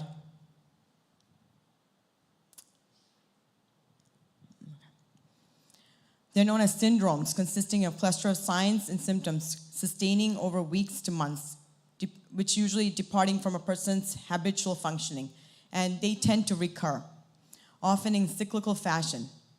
Moods can be normal, elevated, or even depressed. In normal moods, you experience a wide array of emotions, and the person is in control of their mood. However, in mood disorder, that sense of control is lost, and the person verbalizes a feeling of distress. Next slide. So I'll be going over depressive disorders and bipolar disorders. Next slide. So you have your depressive disorders, major depressive disorders, and dysthymic. Next slide, please. So what are your bipolar disorders? You have bipolar 1, bipolar 2, and cyclothymic disorder. Next slide. So major depressive disorder. What is major depressive disorder? You have depressed mood most of the day, nearly every day, as indicated by either a subjective report of feeling sad, empty, hopeless, or symptoms observed by others, appearing tearful, unmotivated, or even disheveled, like they're not taking care of their appearance. And it's a markedly decreased interest in all or almost all activities, whether they subjectively tell you or objectively you notice objectively if you notice some, on their appearance. It's usually a decrease or an increase in appetite. In children, consider failure to gain weight. Other symptoms include insomnia, hypersomnia, or increased sleeping like 12 to 15 hours nearly daily. You see a psychomotor agitation or psychomotor retardation, which is like restlessness or being slowed down. Other symptoms include fatigue or feelings of worthlessness. Next slide, please. Other symptoms also include guilt, and which guilt can sometimes be delusional in nature, and I've seen that a great deal in your postpartum women. Poor concentration, decreased ability to think, you can't make decisions, patients asking the same questions over and over again. Recurrent thoughts of death, suicidal ideation, with or without a specific plan, or a suicide attempt, or a specific plan for committing suicide. Next slide. Major depressive episode diagnosis. In order to be diagnosed as having a major depressive disorder, you need to have 5 or more of the symptoms have to be present during a 2-week period. And there is a change in functioning, such as not being able to work. And one of the symptoms must be a depressed mood, or anhedonia, which is a loss of interest or pleasure in the things you used to enjoy or like to do. Next slide. In these situations, the loss includes symptoms of intense sadness, ruminations about the loss, insomnia, poor appetite, and weight loss. And these symptoms may appear similar to symptoms of loss. However, consideration to major depressive disorder should be considered. So one should evaluate based on their clinical judgment and absolutely consider culture as well, especially looking at responses to loss. And we're going to have a presentation on grief and loss a little later. And other diagnoses such as schizophrenia, schizoaffective disorder, delusional disorders, and other psychotic disorders are also considered. Next slide. So dysthymia, what is dysthymia? So you have depressed mood for most of the day for at least 2 years. And you have to have presence of 2 or more of the following symptoms: poor appetite or overeating, insomnia, hypersomnia, which is increased sleeping, low energy, fatigue, low self-esteem, poor concentration or difficulty making decisions, and feelings of hopelessness. Next.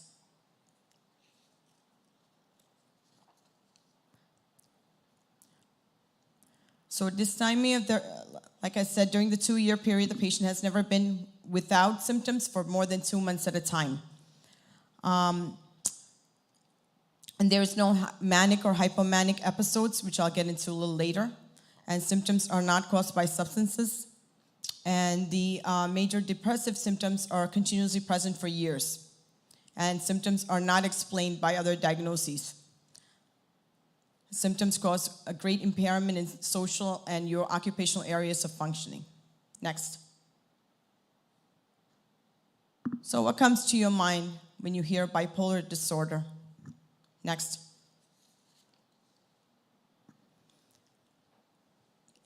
In order to meet the criteria for bipolar 1 disorder, one has to meet the criteria for a manic episode.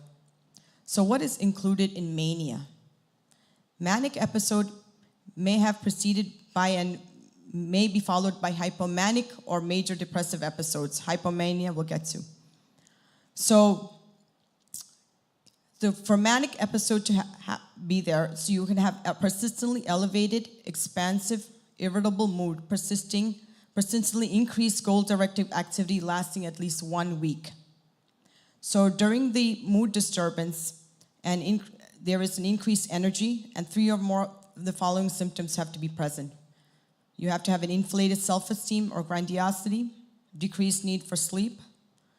Usually the patient or whoever is there is the client is more talkative than usual or pressured to keep talking. There's flight of ideas or complaints of racing thoughts. Often one is distracted. There's an increase in goal-directed activity, engaging in risky behaviors like gambling, etc. And these risky behaviors have potential for negative consequences, like they engage in increased spending sprees, even sexual indiscretions or unwise business investments. Next.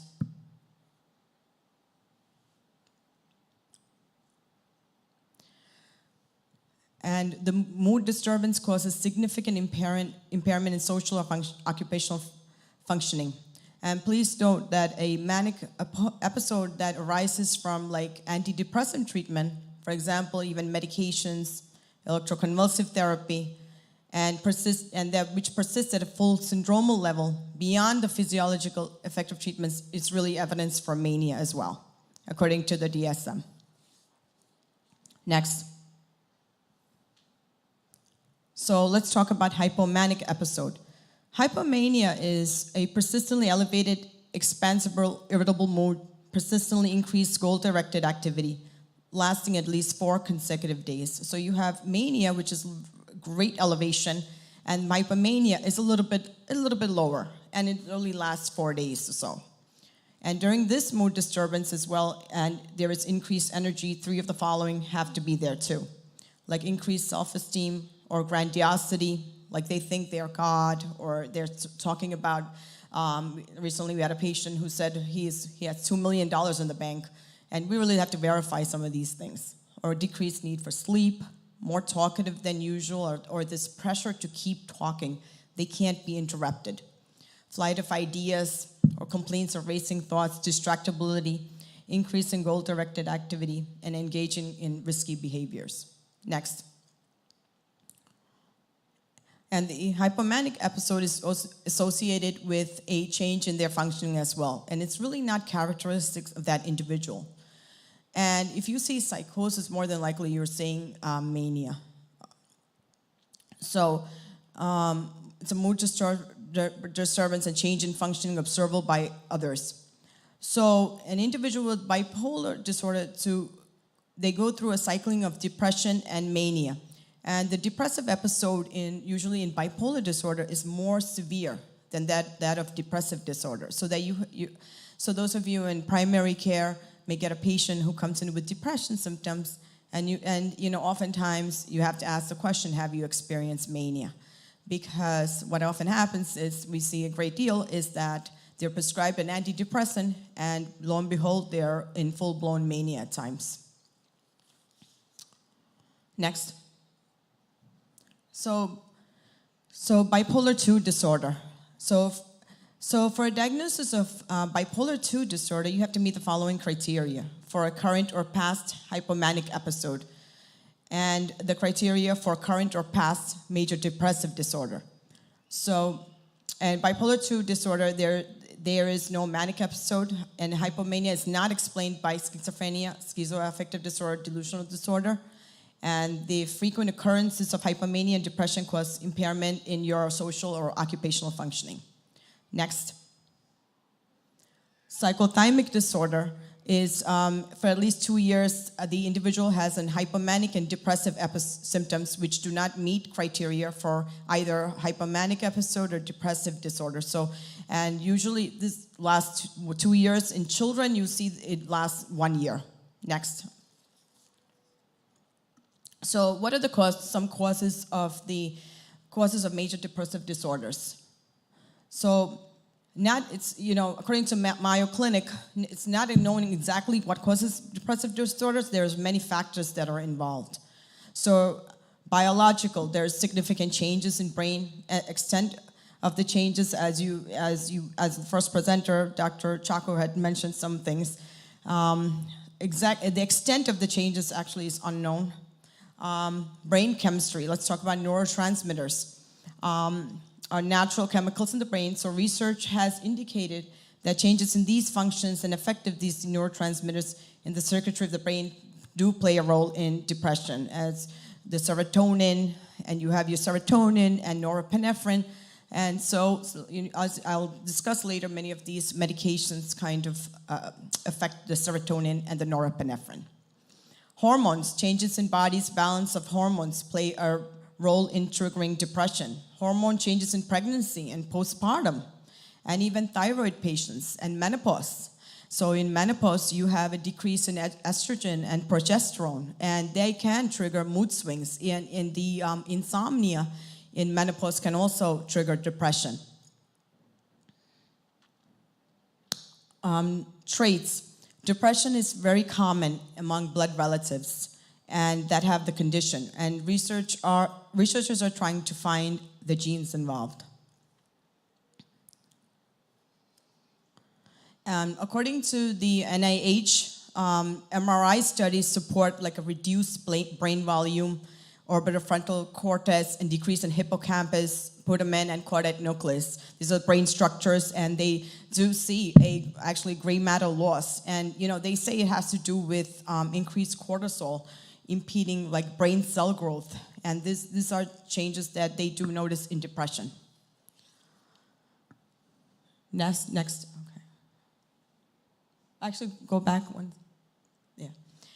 So what are some risk factors for major depression? Low self-esteem, dependency, self-critical, pessimistic, trauma, such as physical and sexual abuse, death of a loved one, financial problems, or being in a tumultuous relationship, a blood relative with a history of depression, bipolar disorder, alcoholism, or suicide, being lesbian, gay, bisexual, transgender in an unsupportive situation, serious illness such as cancer, stroke, pain, or heart disease, medications, please. So before you stop any medications, you should be discussing with your providers. Some do have side effects of, some may cause depression. Next. Causes of bipolar disorder. Biological, it appears to have physical changes in brain, which is extent is unknown. And genetics, bipolar disorder is more common in people with first-degree relatives, such as siblings or parents.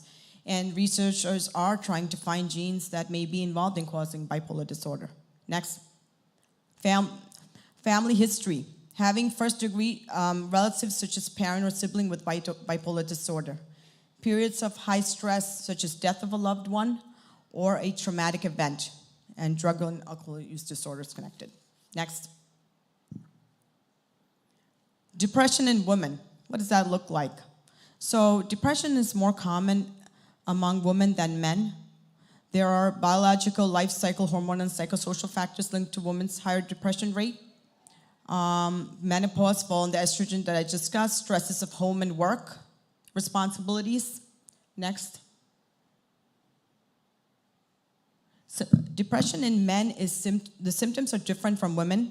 Symptoms elicited include feeling very tired, irritable, loss of interest, and difficulty sleeping. There's substance use, alcohol and drugs. Often they are frustrated, irritable, angry. Although many women attempt suicide, many more men die by suicide in the US. Next. Depression in seniors.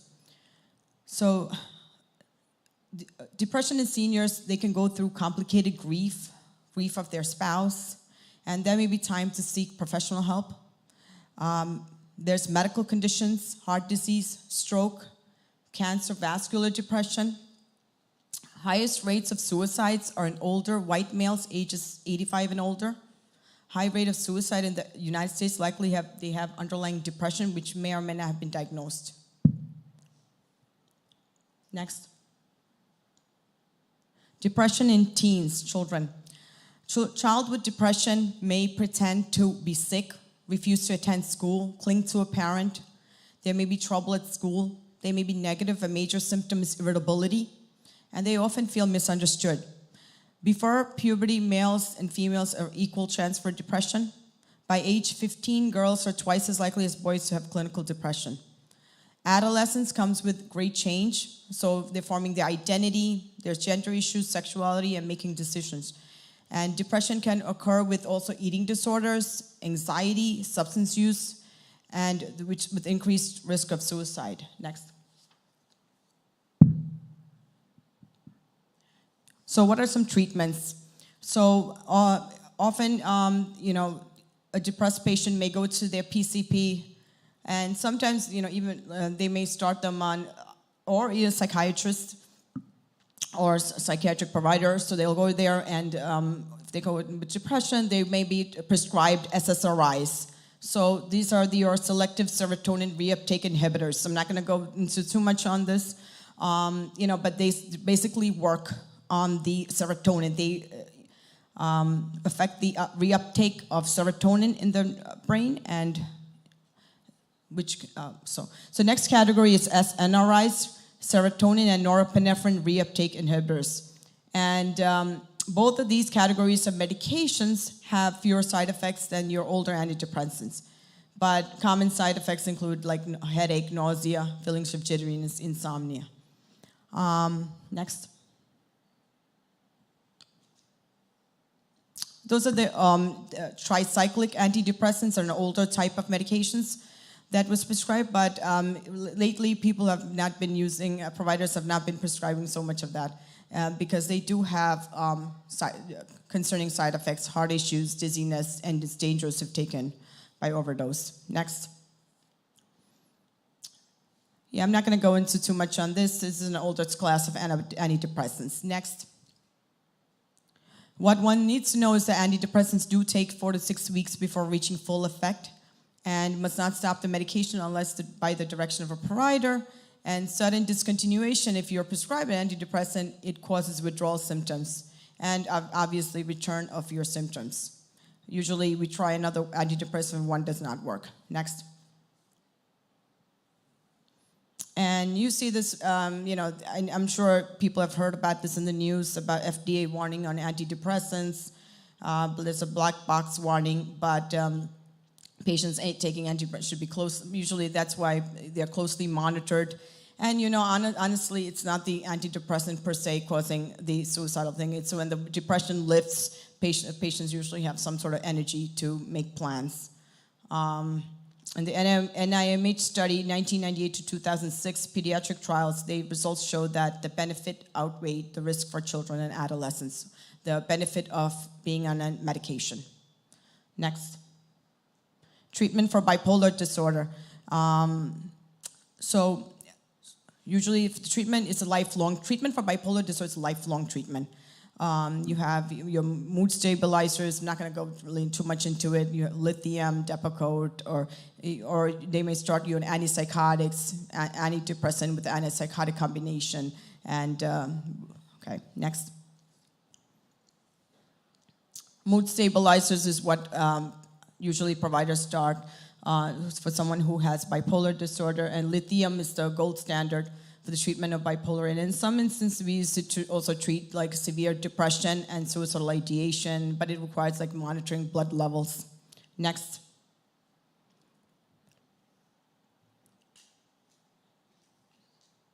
Psychotherapy. So other forms of treatment is CBT. What it does is to restructure negative thought patterns, assist to interpret the environment and interact in a positive. It's a therapy that, often is used if you go for like psychotherapy. And if it's effective for mild to moderate depression, for teens, combination medication and psychotherapy is most effective. Next. And let's say if patients have tried many different medications, mood stabilizers, we do have something called ECT, and that's electroconvulsive therapy. And it's indicated for treatment-resistant severe depression, and the patient receives anesthesia, muscle relaxant, and so there is hope out there for patients who have tried many, many different medications and nothing is working. Patients are usually on an antidepressant, but its side effects include confusion, memory loss, which are usually short-term. Next. So I just want to touch upon suicide because one of the issues is untreated depression and untreated mood disorders unfortunately can lead to suicide. So according to 2020 CDC data, suicide is a huge public health concern. Over 45,900 lives lost in the US, and that's 2020 data. 12th leading cause of death. It's complicated, tragic, but it can be preventable. Next. So what do the statistics show? Suicide was the second leading cause of death among individuals between ages of 10 to 14 and 25 to 34. And the third leading cause of death among individuals between the age of 15 to 24. And the fourth leading cause of death among individuals between ages 35 and 44. There were nearly 2 times as many suicides in the United States as there were homicides. And that's pretty significant. And this is all 2020 data. Next. Risk factors. So what are some risk factors for suicide? Depression, other mental disorders, substance use disorder, certain medical conditions, chronic pain, a prior suicide attempt, a family history of suicide, violence, even physical sexual abuse, having guns, other firearms in the home, having recently released from prison or jail, being exposed to other suicidal behaviors such as family members, peers, or even celebrities. Next. Suicide prevention. Many people have some or all of the risk factors but do not attempt. Suicide thoughts or actions are really a sign of extreme distress, and it's not a harmless bid for attention and really should not be ignored. And family and friends, they're the first likely ones to recognize. So the warning signs of suicide, and can be the first step towards really helping an at-risk individual. Someone who has to really consider suicide is really struggling, is really hopeless, and they cannot find any sort of hope. You may say, let's go do this, let's go do that. No, they are extremely hopeless. They just cannot find, often they're very negativistic too. And it's important to get them help. Next. Tips for kids and teens. CDC, suicide prevention and coping skills. So for teens, take care of them, take care of yourself, talk to others. Avoid, obviously, like the first presentation, drugs, alcohol. Take a break and recognize when you need help. Reach out. Next. This is a study, a systematic review actually, exploring mental health of children and adolescents amidst COVID-19. So what they basically, I think some of us know that what came out of this study was that anxiety, depression, disturbance in sleep and appetite, as well as impairment in social interactions were the most common presentations. And that compared to adults, the pandemic may continue to have increased long-term adverse consequences on children's and adolescents' mental health. So it is important really to monitor the children's and adolescents' mental health and continue to see how you can get them help, really, honestly. Next. So these are some action steps for helping someone in emotional pain. Obviously, if someone's actively suicide in danger, you have to get them to the emergency room or call 911 for help. Ask, are you thinking about killing yourself? Keeping them safe. Reduce access to lethal items or places. Be there. Listen carefully. What are they saying? Acknowledge their feelings. Validate. Help them connect. The new number, this is the 988 Suicide and Crisis Lifeline. It's very easy to number. And stay connected. Follow up and stay in touch after a crisis. Next. So if you are in crisis, you can call or text the 988 Suicide and Crisis Lifeline, and they're usually available 24 hours, 7 days a week. And it's really confidential support to anyone in a suicidal crisis or emotional distress.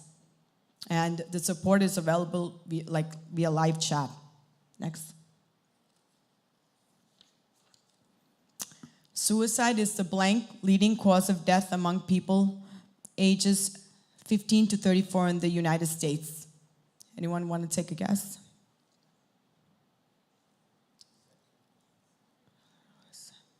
Yes, second. Second leading cause of death among people ages 15 to 34 in the United States. Next.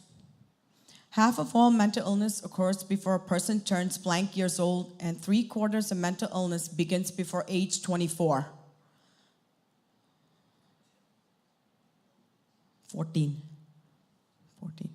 14. I just want to leave with this quote. Suicide is a whispered word, inappropriate for polite company. Family and friends often pretend they do not hear the words dread sound even when it's uttered. For suicide is a taboo subject that stigmatizes not only the victim, but the survivors as well. Okay. Next. Some references, next. Next. Thank you for having me speak here. May is actually Mental Health Month, so I'm glad to be speaking here during this month, and I'll be happy to answer any questions at the end. Thank you. Thank you so much, Dr. Kurian. Thank you so much for talking about mood disorders. We're going to be taking a 5-minute break now. You've got some index cards. If you need pens or anything like that, you can definitely raise your hand and we can get you index cards and pens to answer any questions during the question and answer. We are taking a 5-minute break. Thank you.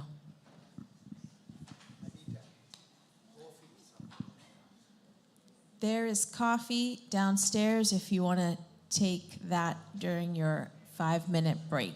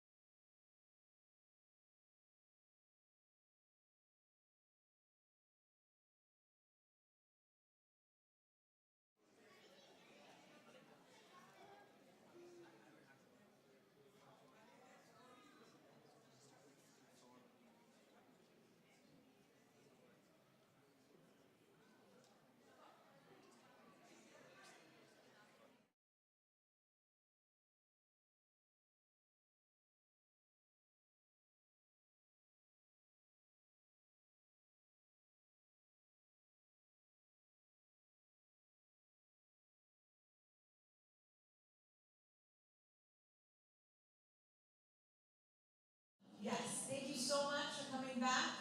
We're going to continue this amazing seminar. Next, we're going to hear from Dr. Nisha Pradeep. She's an advanced practice nurse. She has a doctorate as a nurse practitioner. She has a private practice in the community, and her focus is mainly on the adult and geriatric populations. Dr. Pradeep will present on the topic of anxiety. Thank you.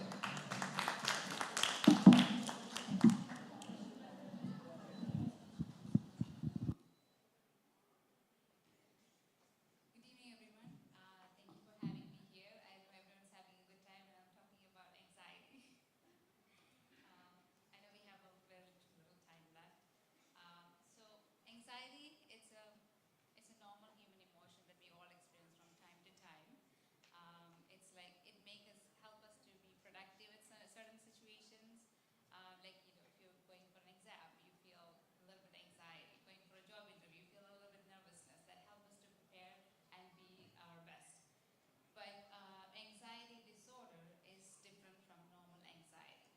So anxiety disorder it's a very persistent, intense anxiety and fear that affects your normal daily life, your relationships,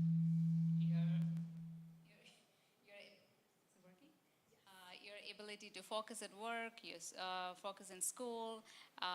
So it reduces the overall quality of your life.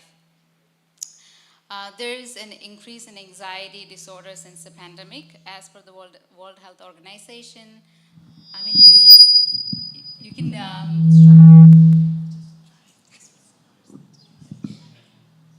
you can go to the second slide. The next one. Thank you.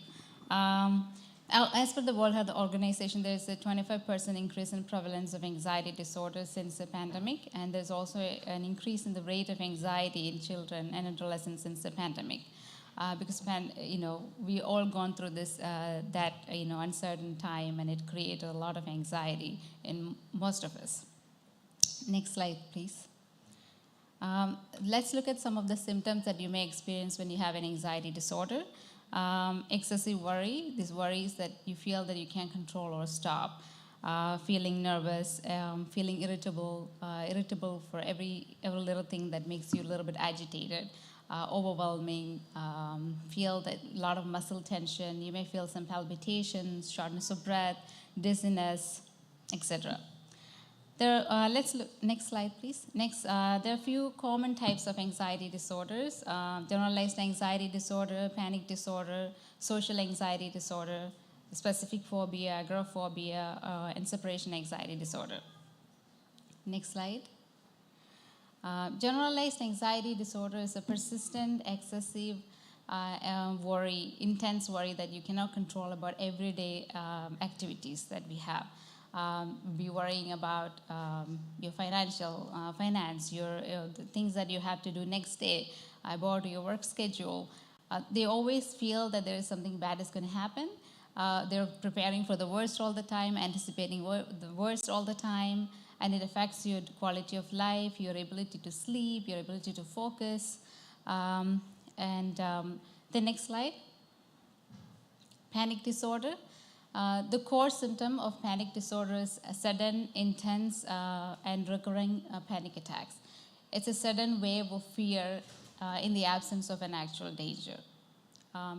During a panic attack, the person might experience chest pain, chest tightness, palpitations, shortness of breath, dizziness, chills, hot flashes, nausea, sometimes vomiting, feel like they're going to lose control or die.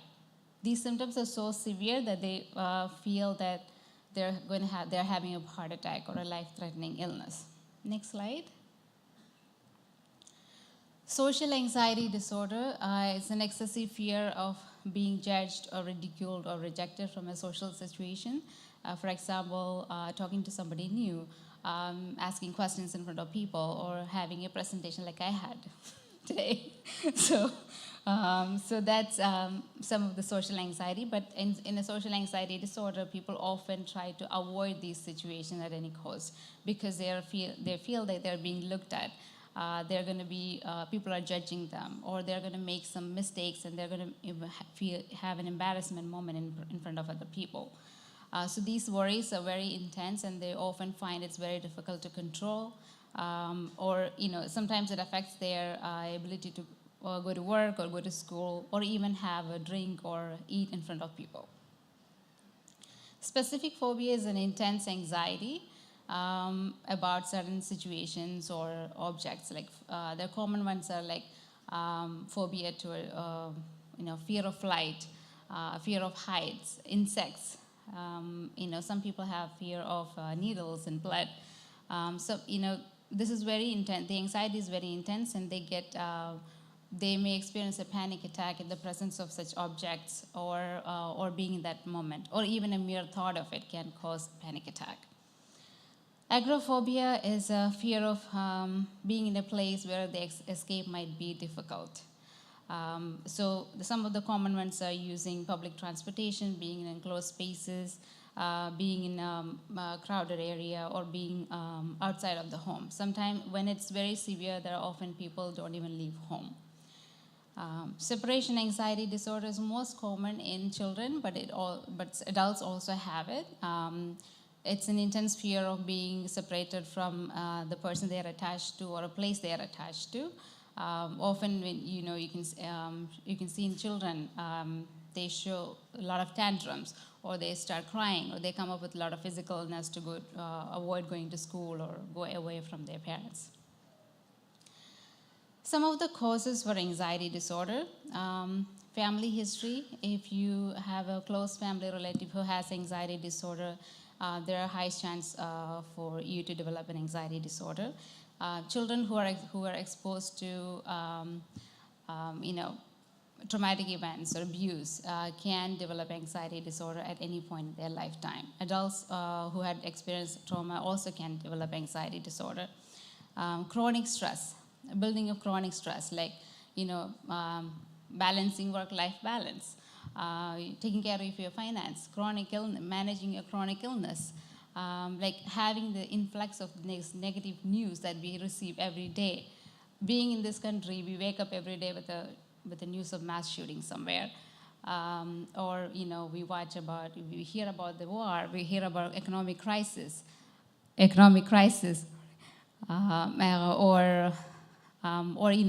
hear about these Republicans and Democrats fighting endless.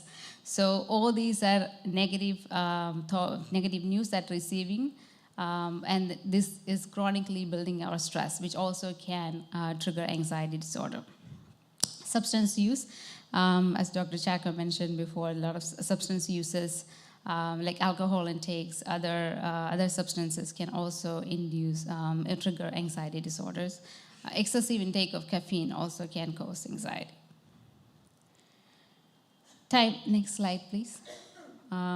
Types of treatment could be a combination of psychotherapy, medications, and lifestyle modification. Psychotherapy, effective ways of psychotherapy modes are cognitive behavioral therapy and exposure therapy.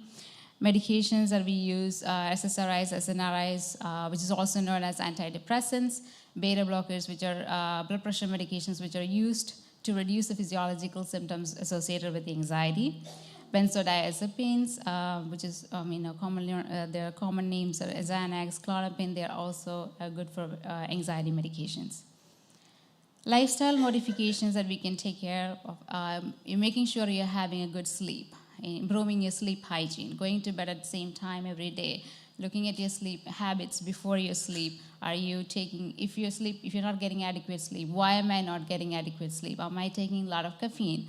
Am I exercising towards in the evening? Am I going through my phone? So these are some of the important notes. Make sure that you go to bed at the same time every day. Keep your phones and all the screens away from you an hour before, and start winding down activities. You can read a book, you can take a bath, or have a guided meditation. There are apps called Calm or Headspace that you can use at night that has guided meditation which promotes sleep. There are some And then avoid substance use, limiting substance uses, daily exercise, at least 30 minutes of aerobic exercise seems to develop mental health, improve mental health. Healthy diet, stress reduction techniques like mindfulness, meditation, etc. Helps. What are some of the screening questions that you can ask yourself to see if you are somebody who suffers from anxiety disorder? Am I suffering? Am I having a repetitive, negative thoughts? Am I having trouble stopping these thoughts or controlling these worries? Do I spend most of my days worrying about these or engaging in these kind of thoughts? Am I experiencing palpitations or chest tightness or shaking or sweating? Am I having trouble sleeping? Do I avoid activities or meeting people because I feel that I'm going to have anxiety? What are the measures that you can do to help yourself? First of all, talk to somebody. Talk to a loved one or talk to a friend who you trust to make some lifestyle modifications, like take a look at your lifestyle habits. What are you doing? How many hours of sleep are you getting? What's your exercise? Are you getting enough exercise? Are you eating right? Am I eating a lot of processed food and all the a lot of high sugary stuff? So make some changes with the diet as well. You can join a support group. There are a lot of support groups available online since the pandemic, and learning to cope, learning some of the coping skills. I'll just go over some of the coping skills. One of the effective and simple one is deep breathing exercise. So to do that, it's very simple. Make yourself in a comfortable position. You can either sit or stand or lay down. And take a deep breath for a count of 4. Hold it for a count of 7, and exhale through your mouth for a count of 8. So it's very simple: 4, 7, 8. You also making sure this while you're taking breath, you can keep your hand right below your rib cage to make sure when you take your breath, your abdomen is rising. So you want to have an abdominal breathing, like babies. They breathe through abdomen. They have this abdominal breathing. So you want that kind of breathing. So take a breath. You want to do it now? Okay, go ahead. All right. So make yourself comfortable. Close your eyes. Take a deep breath slowly through your nose. 1, 2, 3, 4. Hold it. 1, 2, 3, 4, 5, 6, 7. Exhale slowly through your mouth. 1, 2, 3, 4, 5, 6, 7, 8. This is one of the simple exercises that you can do. Just do it for 3 to 5 minutes. You don't have to wait for an anxiety attack to happen. You can do it every day, 10 times in the morning, 10 times in the evening. It helps to reduce your stress. You can also you do it while you're having an anxiety attack, but remember that we're not trying to stop the anxiety attack with this. We're trying to reduce the volume. You probably, you are not going to be able to stop a panic attack with this. Another one that you can do is progressive muscle relaxation. It is focusing on each part of your muscle group from head to toe, tense the part and then relax. You can find those in YouTube. There are a lot of YouTube videos available on progressive muscle relaxation. Another one is taking yourself out of the place and go for a mindful walk. Mindfulness helps to stay in the present. What do you mean by mindful walk? When you go out, look around you, look at the leaves, look at the trees, what colors are they, what shapes are they, touch them, feel them. So that way you can keep your mind in the present moment. That's called mindfulness walk. That helps to reduce your stress, reduce your anxiety. Another grounding technique that's very effective is 5, 4, 3, 2, 1. If you are feeling an anxiety, I want you to look around and look at 5 things that you can see. When you look at each of the item, take a look at what their shapes are, what are they meant for, how big they are, what color are they, and then look for, touch 4 items, See touch them and look at their texture, how they feel to you. You can even hold it in your hand, see how heavy they are, what shapes they are. Then listen for 3 sounds. So the listening 3 sounds, you look at where they're coming from. How far are they coming from? Then you can smell 2 things. You can smell coffee, you can either smell the perfume, you can smell soap, and use one and taste one thing. So you're using all your 5 senses to keep yourself grounded. It helps to reduce your anxiety symptoms when you feel. And then meditation. Meditation is another. You can use simple meditations, breathing, taking few breaths, and then sit down and just try to focus on one thing. That's a simple way. But you may feel that all thoughts are coming to you, but that's normal. But as soon as you become aware that you're thinking about something else, try to bring back your attention. And facing the fear of sensation. When you get an anxiety attack, mostly you feel more fearful when you have the increased heart rate, when you have the shortness of breath. It's not easy to stop it, but what you can do is get familiar with that feeling. Like exercise. When you do exercise, you would feel the same, increased heart rate and shortness of breath. So you can start doing exercise, increase the intensity to feel it more and more. So you can feel comfortable with that feeling. Another one, most of the people with panic disorder avoid going to places because of the fear of having another panic attack or not being able to get the help. So what you can do to avoid, to face that fear is to go into those places. How to do it? Step by step. So you write down, make a list of places that you're afraid of going to. Start from the least afraid place to the most. Then you start going to the least afraid place. Go to the same place over and over and over until you get very comfortable or you're able to control the anxiety while you're there. So that's a way to desensitize yourself to this fear. Now, also I told you about so we also discussed about seeking a mental, I think I spoke to you, I'm not sure because I'm trying to fast forward it. Seek a professional help. Also, you need to know what to expect when you see a mental health professional. You're already having a lot of anxiety. There are more chances that you get more nervous when you're going to a mental health professional for the first time. So you don't want to forget anything when you're there. So take a note, write down everything that you're feeling and experiencing, and take this note with you when you go there. And just tell them what exactly you're feeling. If you're afraid to go alone, take a family member or a friend with you, and ask all the questions while you're there. And how do you help for someone else? So when you feel that somebody else is suffering from anxiety, just be supportive and listen to them without being judgmental, and then offer them help. Try to help them find a provider. Ask them, explain some of the lifestyle changes that they can make to help themselves, and stay connected with them. Okay. And I wanted to do a quick meditation. Is that okay? Yes. Okay, all right. You can make yourself comfortable. Keep your hands on your lap.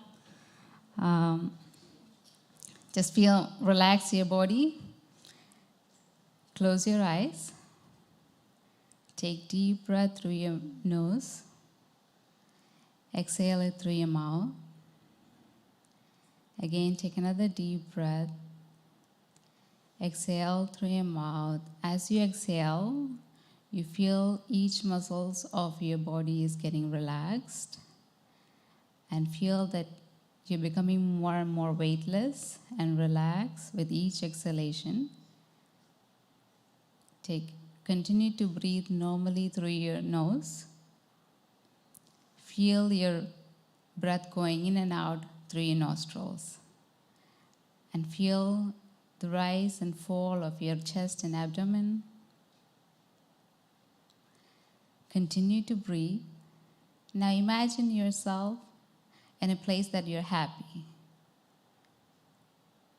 Just feel the surrounding, feel the things around you. Feel how happy and calm you're feeling in that place. Feel the warmth in the room or wherever that place is. Take a deep breath through your nose. Exhale through your mouth. Take another deep breath through your nose. Exhale through your mouth. Bring your attention back to your room and slowly open your eyes. I say thank you.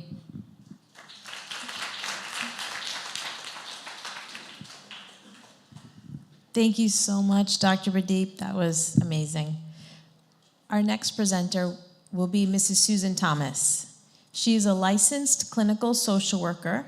She sees clients in her private practice. She's the founder and program director of HOPE, which stands for Healing, Opportunity, Perseverance, and Enlightenment at Northwell Health. HOPE provides a place where children and families can come together in their journey of grief. Mrs. Thomas will present on the topic of grief and loss.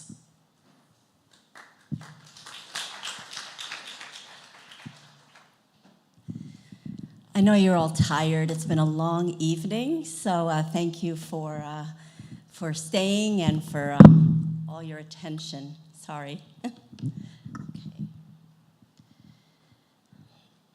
Okay, so we all know what it is when we say that we've experienced loss. We've all experienced loss. We've experienced losses to death, but we've also experienced other losses in our life. We may have lost a job, we may have lost a friend, we may have lost a pet. There's all kinds of losses, but today I'm going to focus on grief and loss in terms of experiencing the death of someone. Next slide, please. So let's spend a few minutes talking about this concept called grief. How do we define grief? Well, grief is the natural response to loss. It's the emotional suffering we feel when something or someone that we love is taken away. Grief, next slide, please. Grief is the process, oh, the slide before, yeah. Next one, yeah, there we go. Grief is the process of learning to live without, learning to live with emptiness, trying to make meaning out of deprivation. Grief becomes a way of keeping connected to the person that we have lost. And you know, even though grief is a natural emotion, often the pain of loss can feel very, very overwhelming. All of you know, if you've experienced a loss, how overwhelming that those emotions can be.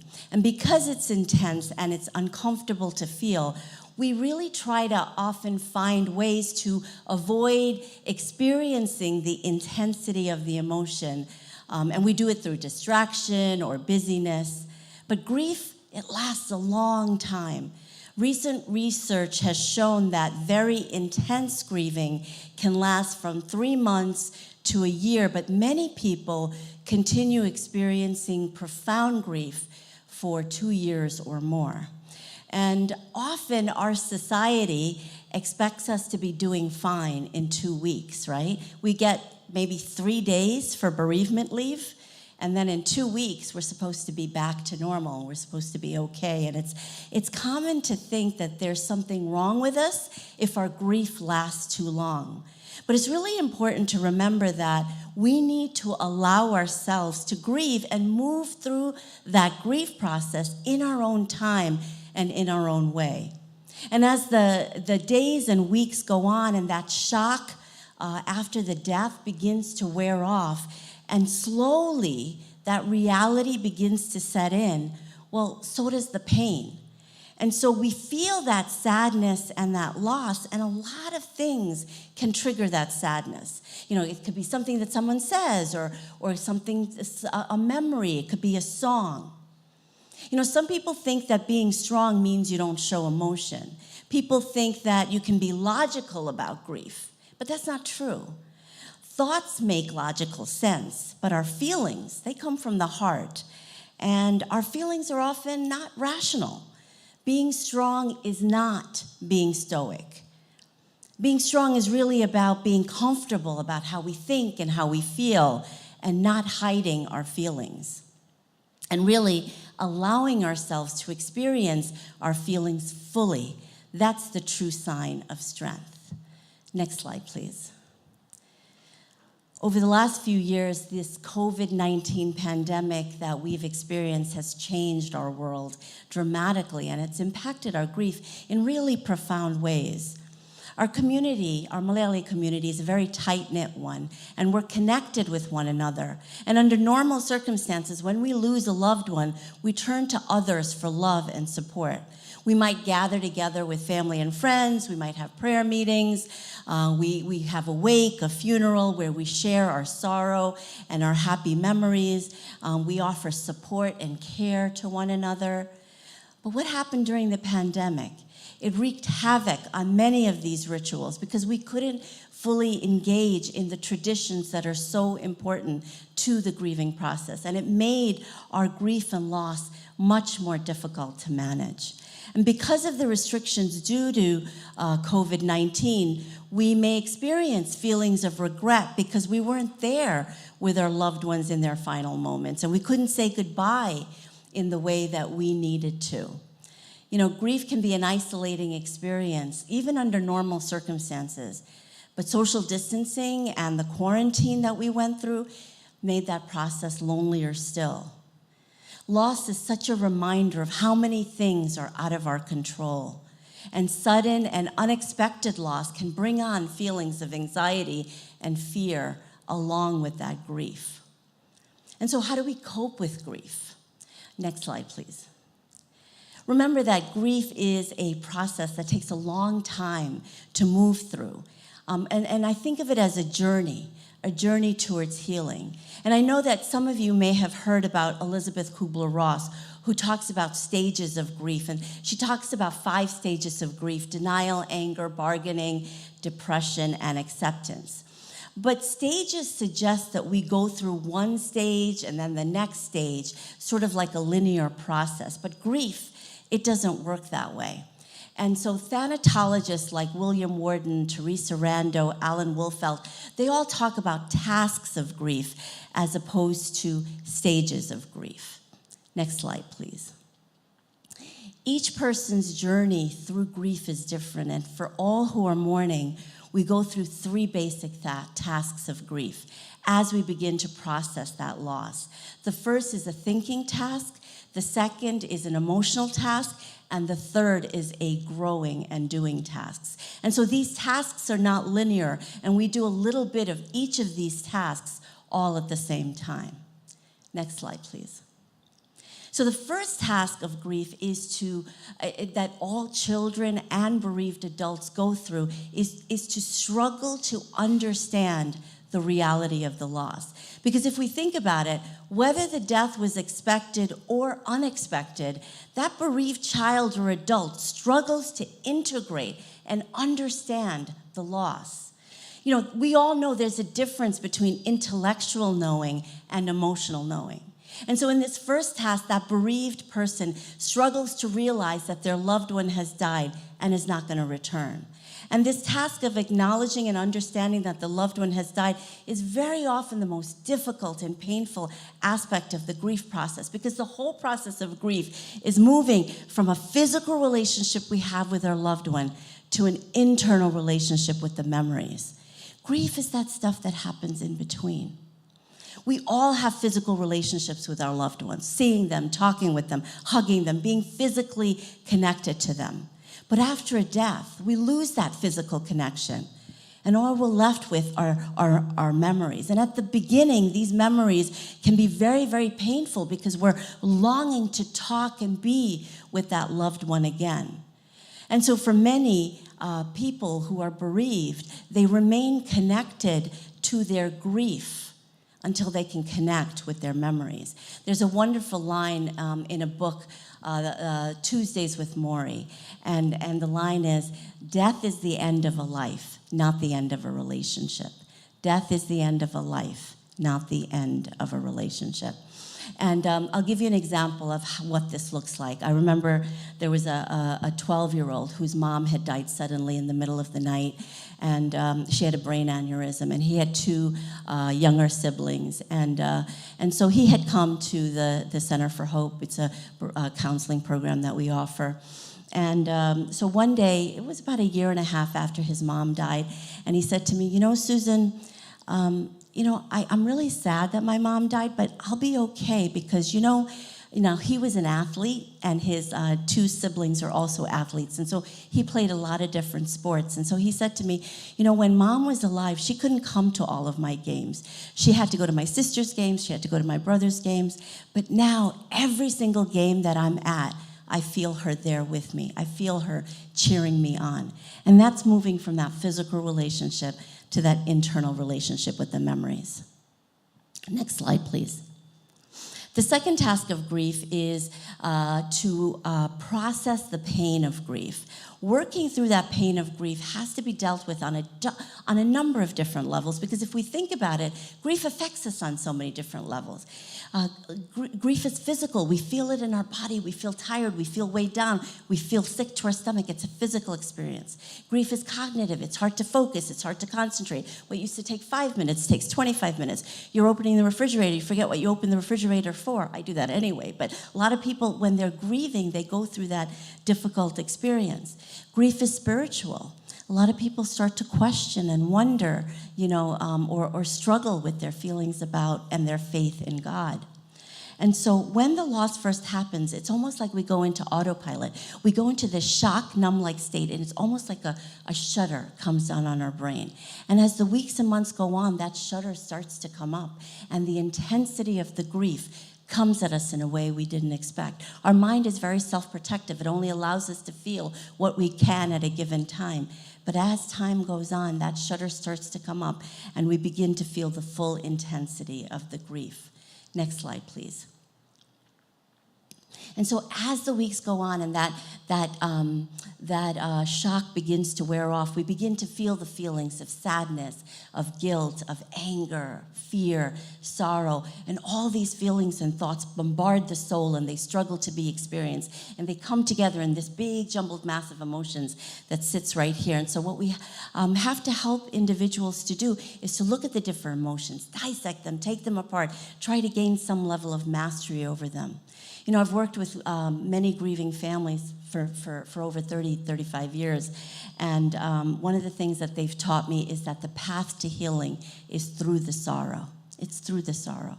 And so that grieving child or adult's going to go through all of these emotions, and they begin that slow and that painful process of readjusting to a life without their loved ones. And so we come to our third task of grief.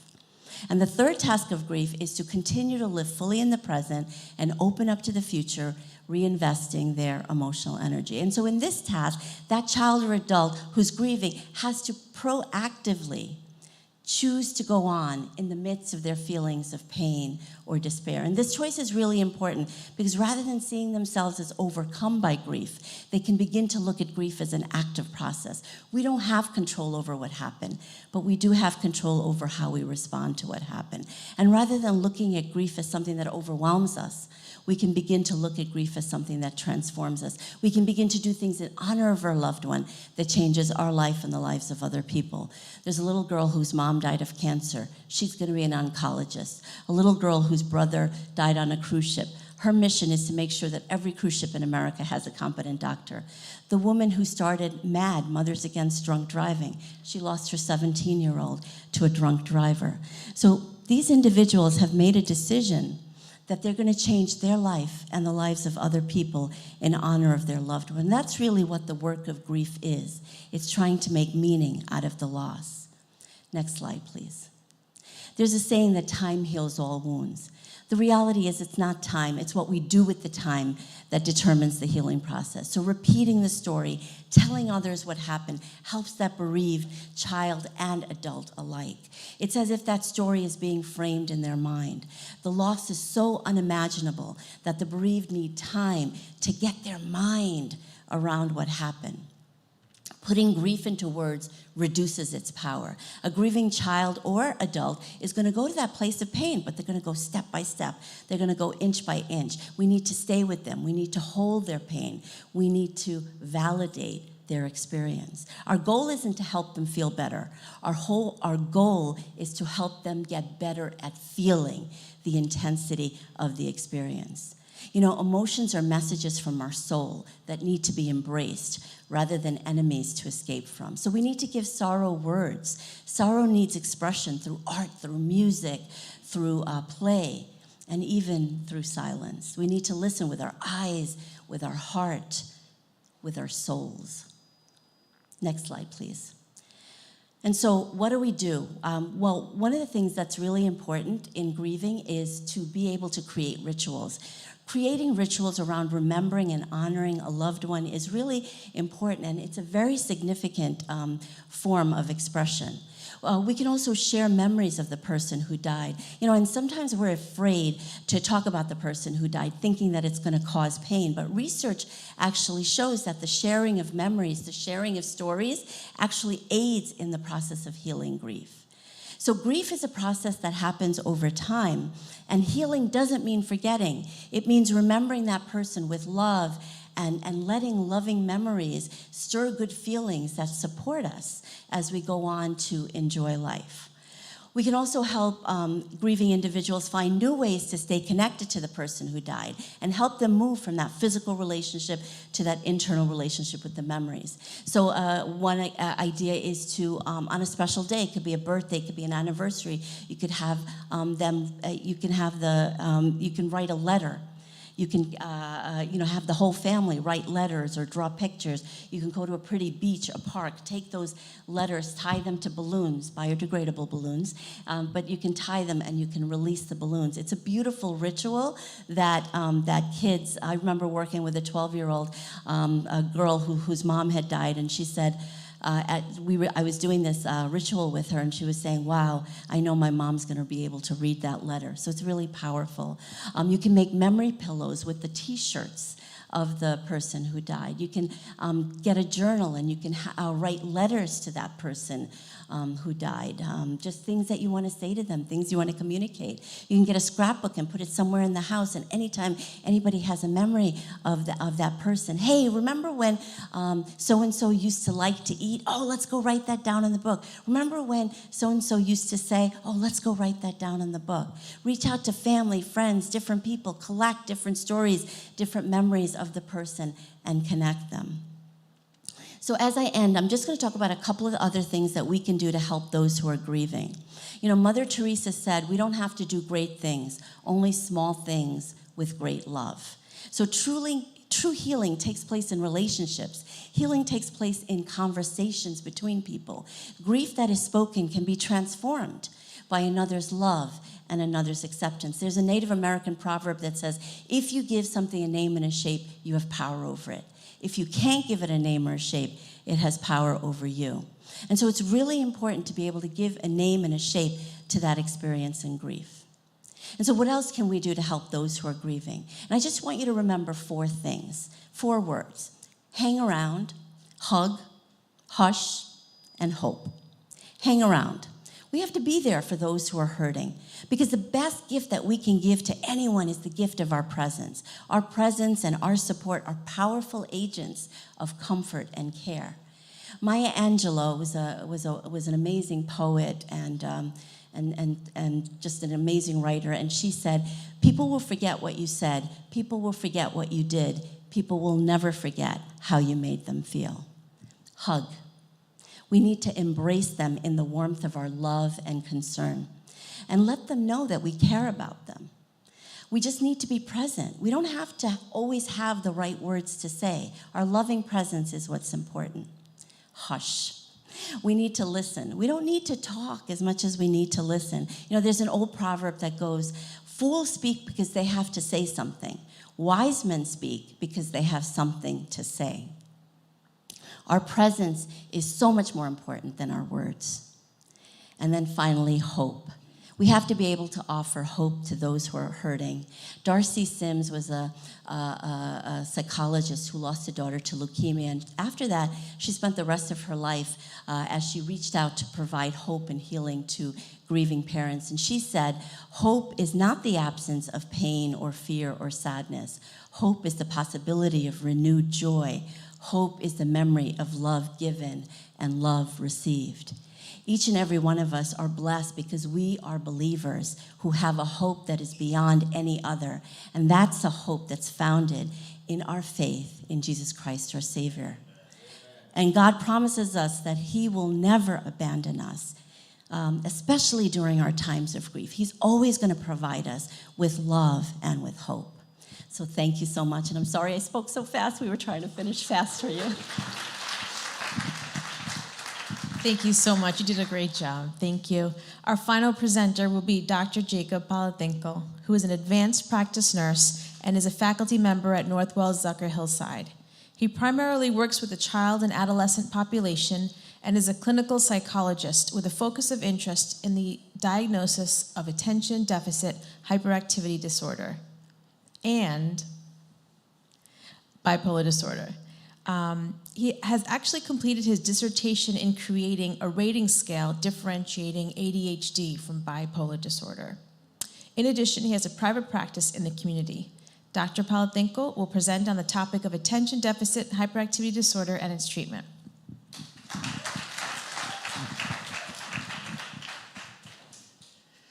Due to time constraints, I'm going to try to go fast as possible. I know we're trying to wrap it up around 8:30. I was going to say a little vignette about a patient that I've seen about 3 years ago. Parents brought him to my office with severe impulse control. He was a 13-year-old Malayali boy with autism, very high-functioning autism, does very well academically, socially somewhat awkward. After neuropsychological evaluation and testing, I told the parents that he has ADHD, and the first line of treatment is medication. So I'm going to leave that story right there, and let's go on to my slides, and I'll come back to that vignette in a few minutes. So what is ADHD? ADHD, or attention deficit hyperactivity disorder, is a neurodevelopmental disorder. What does that mean? Neurodevelopmental disorder meaning that it affects how the brain communicates, the structure of the brain, and the biology. Some of the other neurodevelopmental disorders that we may have heard of is bipolar disorder, schizophrenia, autism, and cerebral palsy. Now, when you talk about ADHD, also should notice that ADHD is highly comorbid. That means that it occurs primarily with other mental health disorders. Next slide, please. Causes of ADHD, we already went over that. We spoke about the genetic predisposition. There is up to 77 to 80% heritability factor, meaning that if you're a parent with ADHD, your children have high rates of genetic predisposition. Recent research has shown that there is up to 85% as heritability factor. It was once thought that ADHD only affected the prefrontal cortex of the brain, which is right here. But now, with advance in science and functional MRI and EEG, we know that ADHD affects other parts of the brain. I could barely see my own slides. All righty. So prenatal substance abuse. One of the risk factors for children developing ADHD is that maternal smoking, maternal use of illicit drugs. So it's very advisable to tell parents, obviously, to avoid smoking and drinking alcohol. Next slide, please. There are 3 subtypes of ADHD. There is the inattentive type, there's the hyperactive impulsive type, and also the combined type. So what are the differences? Just as the name implies, the inattentive type, the child has severe issue with attention span. The hyperactive impulsive type is the child who's restless and who's impulsive. Now, what is impulsive? Impulsive meaning a child can't control, self-control.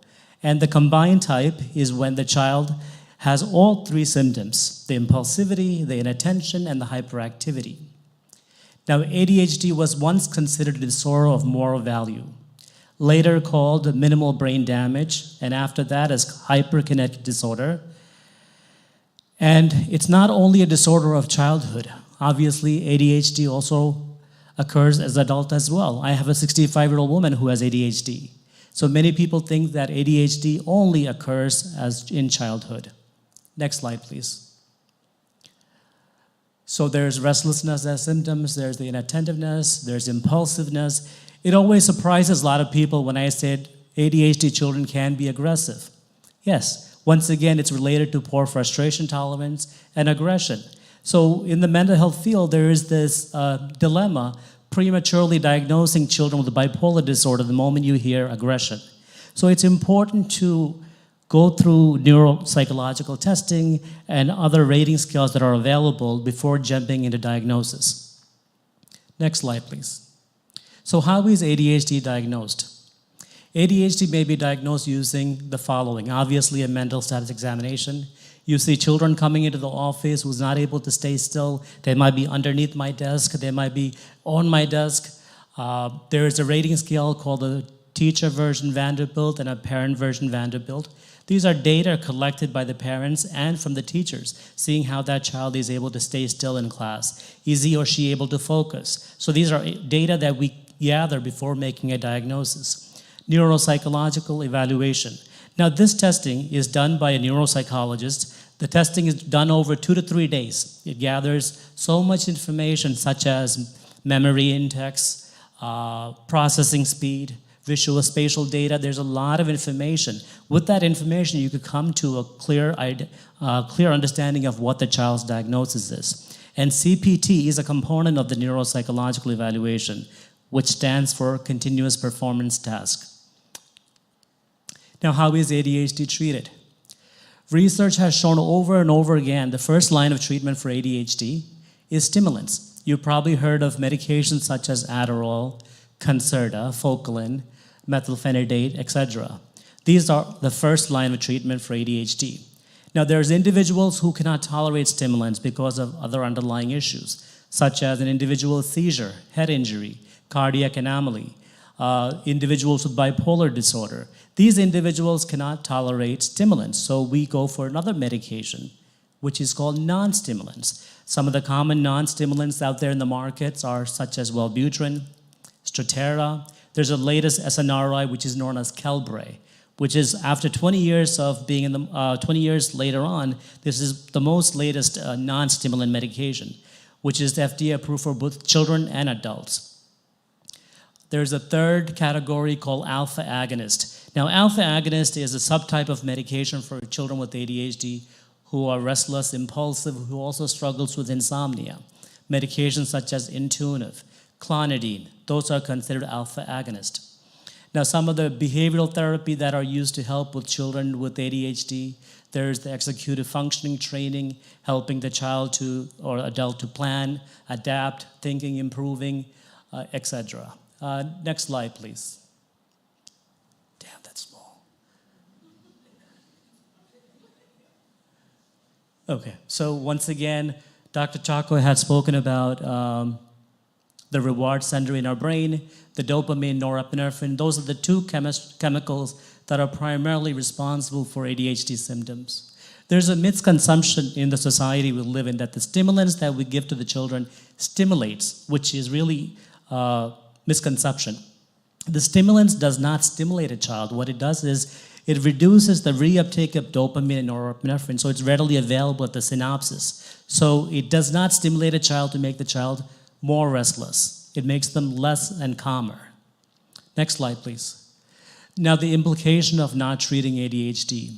I don't know if you remember, I started talking about a child, a Malayali child who came to my office. Now, this was 3 years ago. He was 12 years old at that time.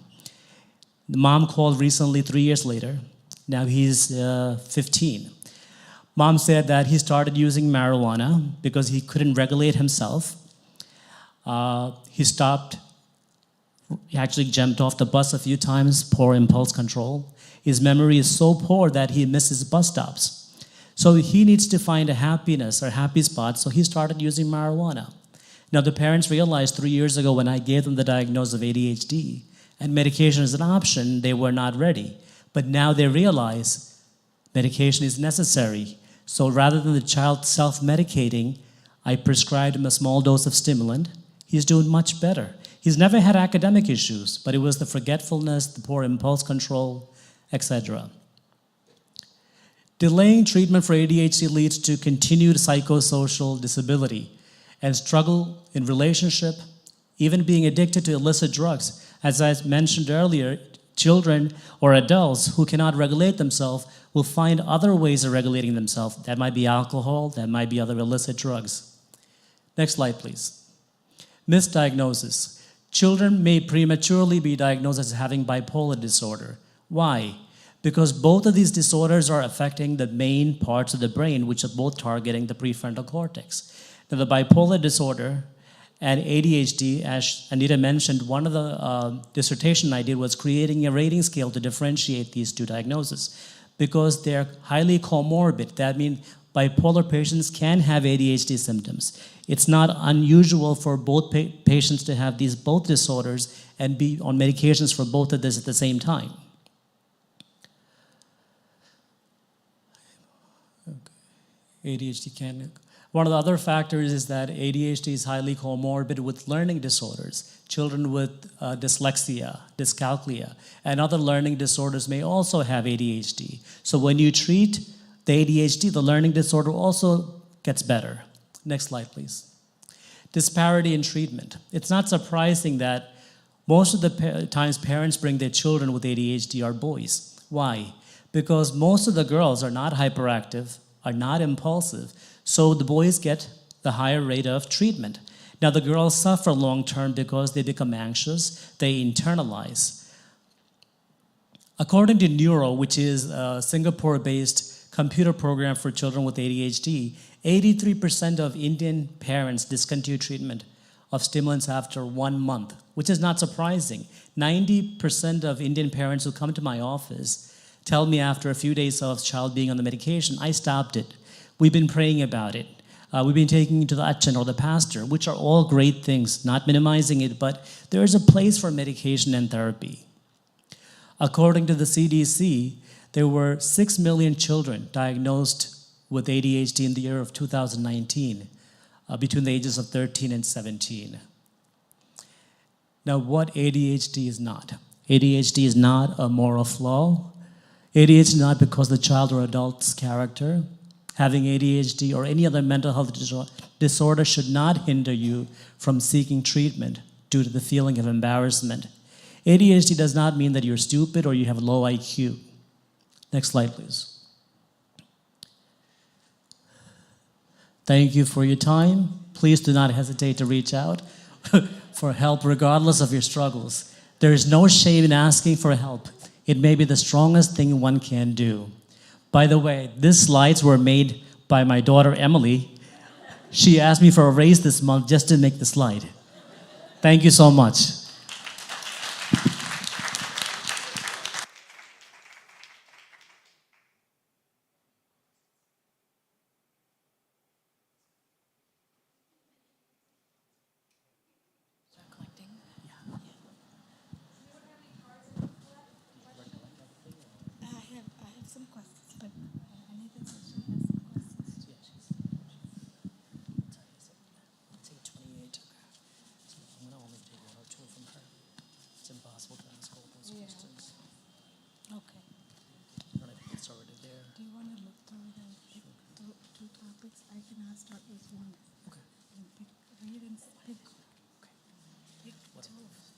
I'm just going to ask some of them. This is one per speaker.